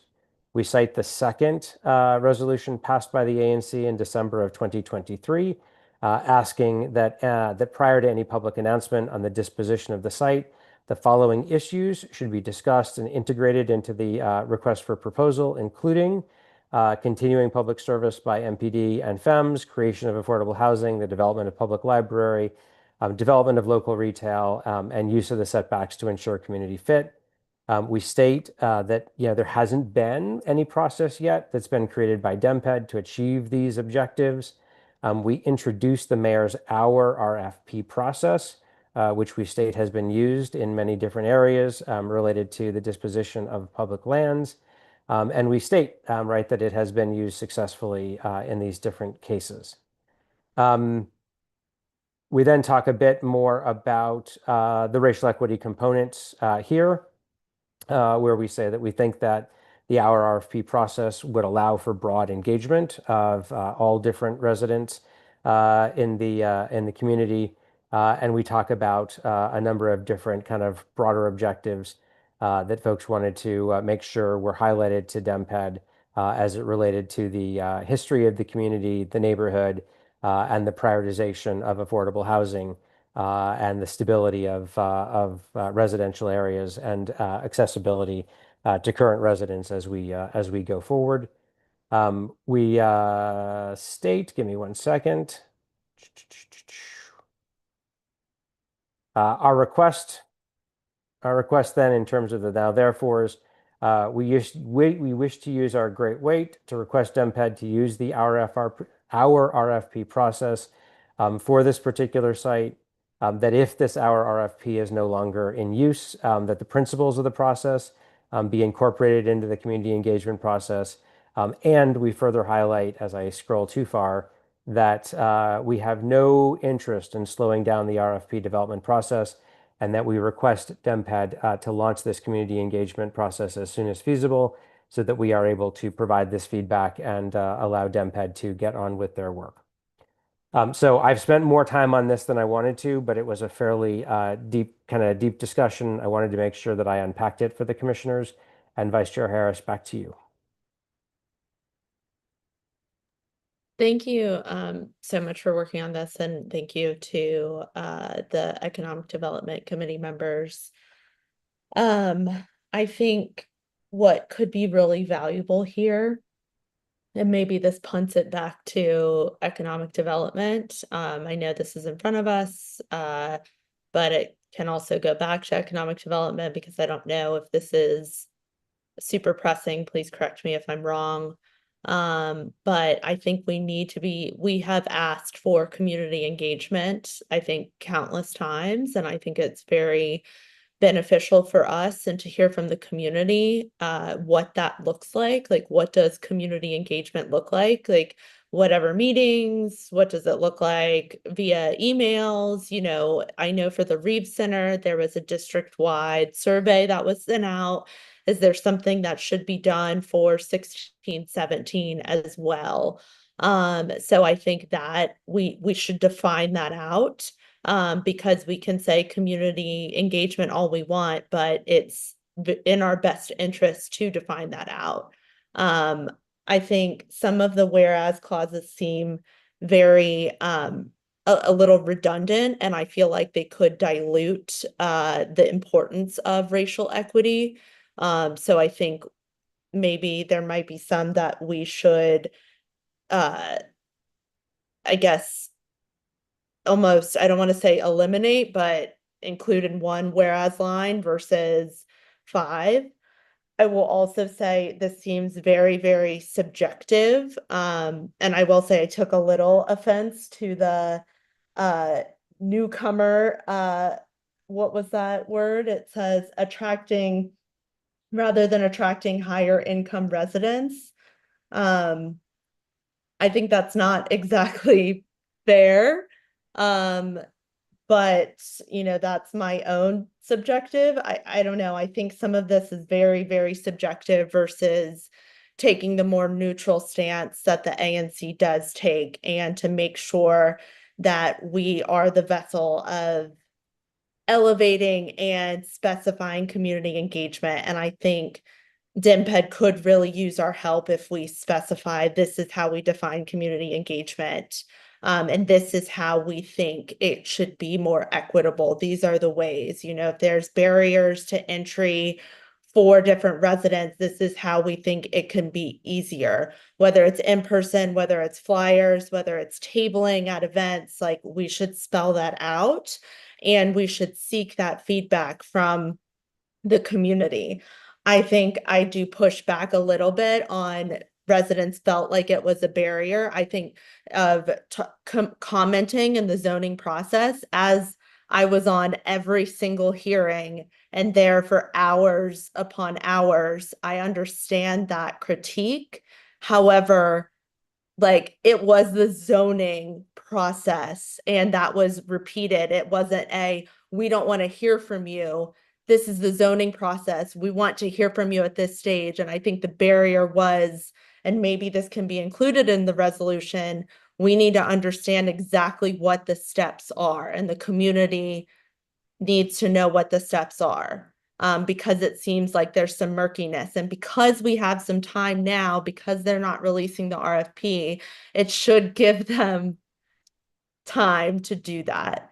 I think my last thing, and I'll wrap it up. Sorry, I think I've been over time. Is that I don't think we need to say we wish to use our great weight. The resolution is the great weight itself. So that speaks for itself. We don't need to clarify that, because anything that comes from the ANC is automatically the great weight. Yeah, great. Good comments. A couple of things. One, we do have a little bit more time. And so we should keep that in mind. Second, I agree. I think if you said this, I agree that the most important component of this resolution is getting DemPed's attention on community engagement. And I think anything that distracts from that, anything that confuses that, weakens our ability as a commission on behalf of our entire community to affect an engagement strategy. So I think the third thing I will say is that I personally always strive to frame things in the positive. I do not like anything that pits an us versus them sort of thing. And so I would want to make sure that we are careful that we are framing things in terms of us together, trying to move things forward and addressing any issues that we've got. So well noted. I know we've got two more comments, and then we can turn the question to whether we take this back to committee for further work or move ahead. But excellent points. Commissioner Barrio. Yeah, I just wanted to thank you again for working on this. I know that this has been a lot of work from the commission, the previous commission, and now we're working on it. And it definitely seems important. There's potential to create a lot of new housing through this development. Yeah, I guess I have some similar concerns to Sable, and a bit of concerns less about the resolution clauses and more about the whereas clauses. I am concerned that the framing is that, this new development has high potential for displacing current residents, for harming the neighborhood, and for prioritizing the voices over current residents over potential new residents. And while I definitely think that we do want to honor the voices that are listed in the resolution, and that should be front and center, I also worry that the current framing doesn't take into account the many people that would benefit from being able to move into such a building, as well as the people who are trying to move into our area or who currently live in our area and are being displaced because these developments do take so long and they aren't being built at the pace they need to be built.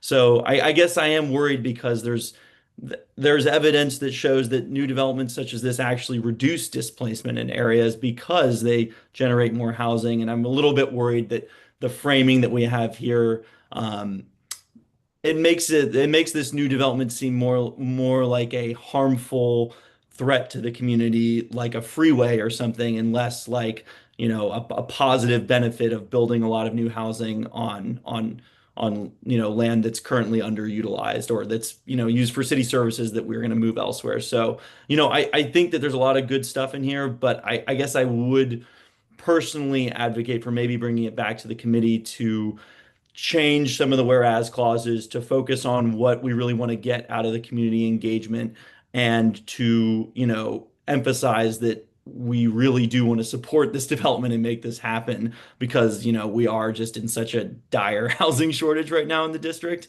I do feel like that needs to be something that we have in the resolution.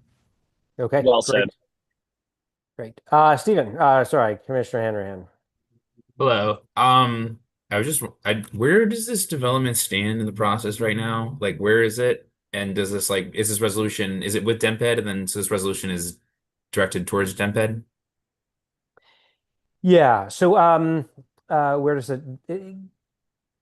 The parcel had to be rezoned. It was getting upzoned to be able to support higher density mixed use development. The zoning process is coming to a close. I understand that the zoning decision will be released either late August or early September. Once that is done, it's actually a fairly complicated process. So there is one element of effort that is going to be the finalization and release of an RFP. The RFP would be released into the universe. A number of different developers would then pitch per the terms of the RFP. Those different proposals would then be evaluated. We would be, they'd be shared with us. We'd have an opportunity to comment. There's a whole lot of back and forth that goes on. But to complicate things, where they were able to move all of the different services out of the Reeves Center, for example, to be able to have an empty building to hand over to the developer, it's much more complicated looking at moving a police station and a fire station. And so there's a lot of work that would actually have to go into moving those different services, verifying that the services which have to be provided locally could still be provided locally. So there's a long road ahead on this. The point that we wanted to make sure we were clear on is when is the RFP going to be released, right? Do we have to get a message into DEMPED today or tomorrow on Friday, or do we have a little bit of breathing room? And I pushed very hard to get confirmation on that, and did get confirmation that we do have a little bit of breathing room. And then, Commissioner Hanrahan, it is going to be a multi-year process for all of this to unfold. And even with the Reeves Center, that is moving, at least a year behind schedule for a variety of different reasons. So it's a long road ahead. Thank you. Commissioner Holden, who lives right next door to this site. I do.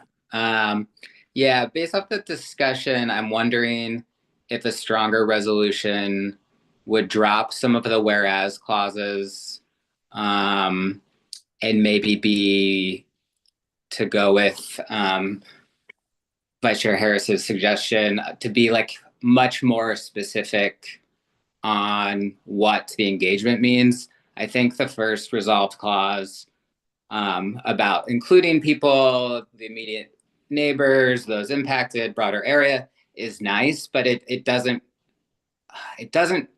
specify what we want as engagement. And I think it sets us up, or at least it sets some people up to be able to say, whatever DIMPED did is not engagement enough. So if we have a metric to compare it to, then we can all make an educated decision on whether DIMPED didn't meet the bar or not. If we're just like, we want a meeting that is hosted by DIMPED where they take public input and do X, Y, and Z, or something like that. If that's in here, maybe that makes it a stronger resolution, and then we know how to measure what they did. Yep, I think that's great. We decided to default to the hour RFP essentially as that standard. But I think your point is well taken that short of defining success, we may find that we're always spinning our wheels and saying, well, we didn't do what we wanted to do. So I think that's a good point. Commissioner Lemon Strauss, and I apologize if I skipped over you again tonight. Go ahead. These microaggressions shall not stand, Matt. I I mostly want to echo what Francois was saying. I guess as I was reading all the whereas clauses, I was thinking to myself, uh-oh, am I going to have to vote against this resolution? Because this is a resolution against 1617. And then it sort of got to the end and the therefores, and it was like, no, we should do this. And then at the very end, it tucks in we don't want to delay this at all. Don't worry, guys. And I would say that on a like reading comprehension basis, the whereas clause don't seem to agree with the we don't want to delay this at all. And so I think the commission seems to be all on the same page, which is great. Again, echoing sort of everything Francois was saying. And so on a tactical basis, especially Matt, with what you were saying about the zoning change happening relatively soon, I wonder if there's the hook for this resolution could be that zoning change. And then there's a whereas clause that says we're supportive of this zoning change and the ability to add additional housing, which helps with the affordability crisis.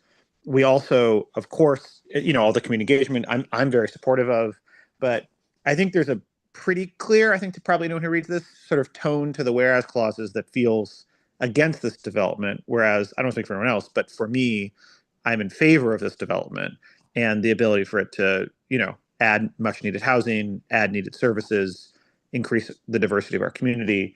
And so for me personally, I'd want to make sure that tone sort of comes in through the whole resolution. Yeah, and just to clarify, right, in case there's any question, I think that the Economic Development Committee is supportive, right? Is supportive, thinks that this is a positive for the community, but wants to make sure that there is feedback that folks can give to make sure that it is coming together in a way that in fact is going to be positive for the community. So I think all those points are well taken. One of our very active attendees at the Economic Development Committee, Arlene Feskinich, has raised her hand in the audience. So if you can promote her to talk, that'd be great. And then we'll wrap this up. Yeah, I just have a couple of questions. I sat in on the Economic Development Committee meetings when we were going over all these issues and concerns, and I know a lot of the very nearby neighbors were impressed with the resolution that we finally drafted, and Matt helped us work through. So I would support this resolution, and I do want to point out that there is a process for community engagement that has been set up by DEMPED through our RFP process. Correct me if I'm wrong, Matt, but I believe this came up in one of our meetings that DEMPED has a process in place. They have resources in place. They have actually community meetings, and they also have walk-ins where people can walk in and then post their concerns and their issues about any kind of development.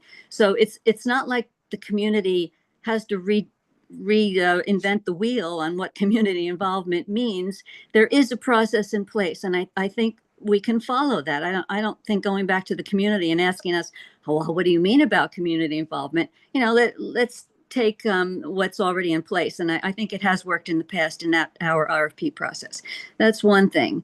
And I do want to also point out that when Daniel. I'm sorry, Daniel. When Daniel Lyons came to the Economic Development Committee meeting, one of those a couple months back, he mentioned that DEMPED was assuming that all of the comments made during the zoning hearings was community involvement. I mean, he was ready to say, we've done our community involvement. And it was very contradictory to what the zoning commission was telling us. All along, they said, this is a zoning hearing. You'll get your chance. The community will get their chance for their input. So, and then for DEMPED to come back and say, well, you've already had your input through the zoning hearings was very disingenuous. And a lot of people it angered a lot of people. So the community involvement has not been conducted by DEMPED. Okay, so we do need community involvement. And the last thing I just wanted to confirm with you, Matt, you said that an RFP would probably not be issued or released until January of next year. Is that taking into account that they will definitely be waiting until the zoning commission issues its final report? Yeah, so let me take your comments or questions in reverse order. So All right. they are expecting that the zoning commission will issue their final report in late August or early September. Separate and apart from that, given other priorities, budget pressures, et cetera, they will not be releasing their RFP until next year, 2026. And in reading between their lines, I think it's going to be longer than that. But what they have said that they're committing to is that they will not release any RFP until 2026, which gives us to the kind of the point of or one of the questions of the commission. Do we have another month, right, to rework some of this request? Okay, so they are committed to waiting for that final report whenever it comes out. They're going to wait for longer than that, right? So they think they're going to get the report from zoning in September, and they're not planning to release anything until January at the absolute earliest. Okay. Yep. Next, to the point of the process. Our RFP process, I think is a good, well-documented, well-defined process. And what I think I need to do is to clarify some of the components of that, make sure that our understanding is clear, that we're aligned with DEMPED, that I have a chance to share those components with the community and with the commissioners. But I think that using and leveraging what DEMPED has already created as a best practice tool is fine. But I think we do need to break it out a little bit further so that people say, yeah, I have confidence in that. It's clear. What Commissioner Holden said really resonates to me. If we don't define what success is, people are going to say we didn't get what we wanted. So let's spell that out further. But I think what we did, Arlene, is we used shorthand for the process by saying our RFP. And then finally, I think that the point that you made is 100% valid, which is the community needs and wants to be heard on the development items. And so that is really the thrust of this particular, or needs to be the thrust of this resolution. And what I'm hearing from commissioners and is the whereases tend to get a little bit tangled up with one another. The message is not as clear as it needs to be. Our number one priority is being clear with DEMPED about the need for engagement, the way in which we want to be engaged. And that's, I think, worth taking this back to the committee, doing a little bit of rework. We'll have some further conversation and we'll represent this at our September 4th meeting for a vote. And at that point, I hope to have a very clean package that we can send to DEMPED to ask for and invite their engagement. Can I just add one other comment? I think it is important that we keep the statements about racial equity in any resolution that you pass, because racial equity is a component of the comp plan, and it was never addressed in the zoning commission. It was just completely ignored, and I think it's very important that we keep the racial equity statements in our resolution. Right. And I think maybe one of the things that I'm hearing is that there are some of those statements that might double or triple down. And we don't want to lose the broader ask for engagement. And so I think we're going to go back and say, if we were to pare down all of it to some extent, what would we do? But Arlene, I think it is important that there is a component of this request that does include the racial equity component. And the Office of Planning has already clarified that is a key lens that they will be looking through as they develop the comp plan 2050. And so I think that is consistent with what we're hearing across the city in terms of planning priorities. Yeah, and it already is in this current comp plan. So it's not like it hasn't ever been passed. But I think that's an important component that was never really addressed anywhere, and especially not in any of our resolutions, ANC resolutions.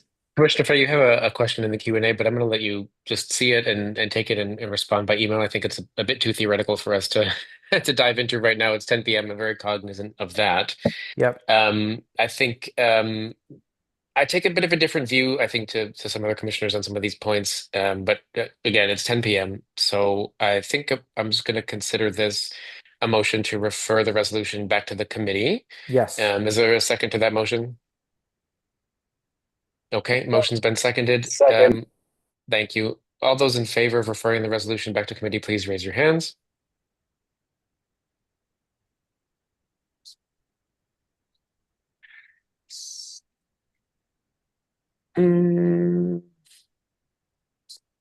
I count 7. Is that correct?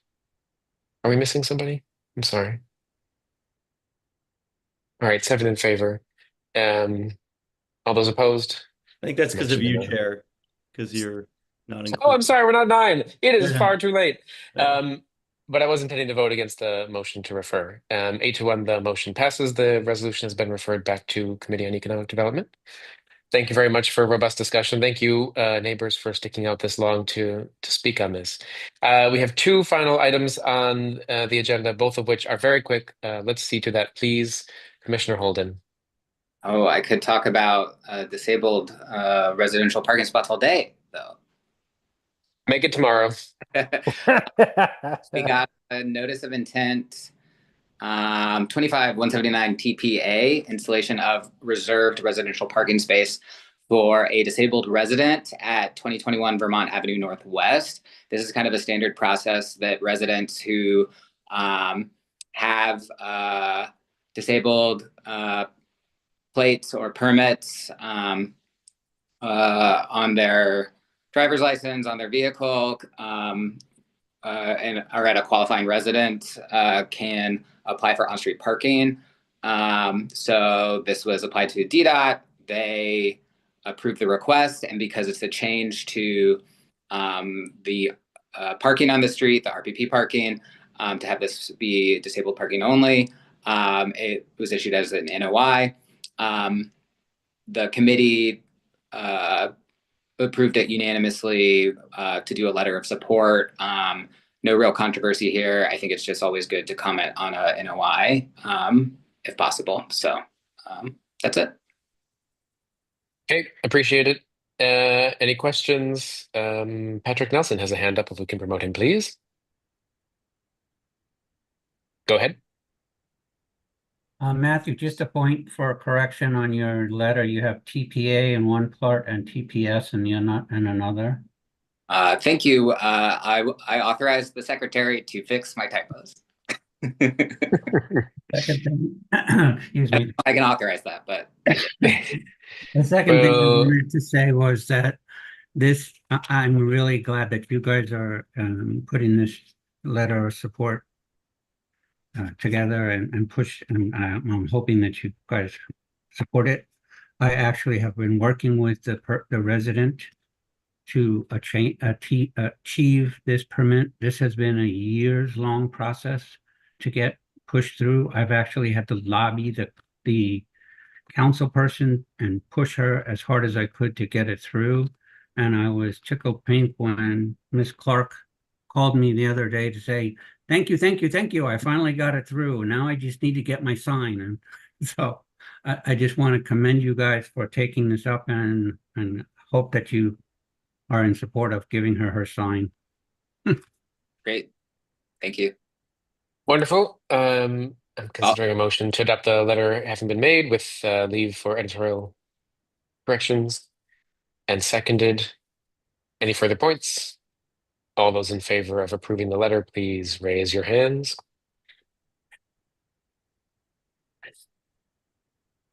Count 8. The motion carries unanimously. Thank you. So, final item. All right. This is so much simpler than the last one I presented. I have received a request from neighbors in Ledroit Park in my SMD who reside on Florida Avenue. It is the 500 block of Florida Avenue. There are a series of public trash cans. There are about 5 or 6 of them that are on the 400, 500, and 600 block of Florida that have been there for forever and ever. This particular trash can, for reasons that are unknown, has become kind of a target for dumping. And so, almost on a daily basis, there is some new bulk trash item that has been dropped off at the trash can. There is a lot of kind of trash bags that end up there. There is a suspicion that there are a couple of multifamily buildings that have not contracted out to get an appropriate hauler, and that has become the place that they dump their trash. But there has been a request by 2 buildings whose front doors kind of walk out onto this trash can to remove this trash can. I reference the other trash cans because there's other options for people to be able to use who are legitimately walking down the street and looking to throw away a piece of trash. And so it is not as if this one is kind of absolutely critical and the only one in the area, but it has become kind of a dumping ground. I can submit the request via 311 to request its removal, but as a part of the 311 request process, it requires a letter from the ANC. I have spoken to the LPCA leadership that is not meeting this summer just to run this idea by them. I have gotten their support, but this is something I am bringing to the commission for a vote to support the removal of this trash can, which I would then submit along with the 311 request. So that's it. Let me pause there and see if there are questions from folks. There was a member of the residents who was going to come and talk, but he gave up on us a little while ago, like an hour and a half ago. So he's not here to speak, but I'm speaking on his behalf. Any questions? Questions, discussion? Seeing none, I'm going to go to bed. All those in favor of oh, Patrick Nelson. Can we promote Patrick Nelson, please? I've not moved, by the way, so I need to move before we can I was vote. dispensing with formality. Just another typo. Oh. Says the 537 public trash has become a locus for illegal trash dumping. What do you want it to say? Focus. Focus. I was actually saying locus, like a spot, but I'll change it, Patrick. I appreciate it. Sounds like a bug. Yeah, I was thinking it was like bug-like. All right, I'm going to move with Patrick's correction to adopt this letter of support of removing the trash can at 537.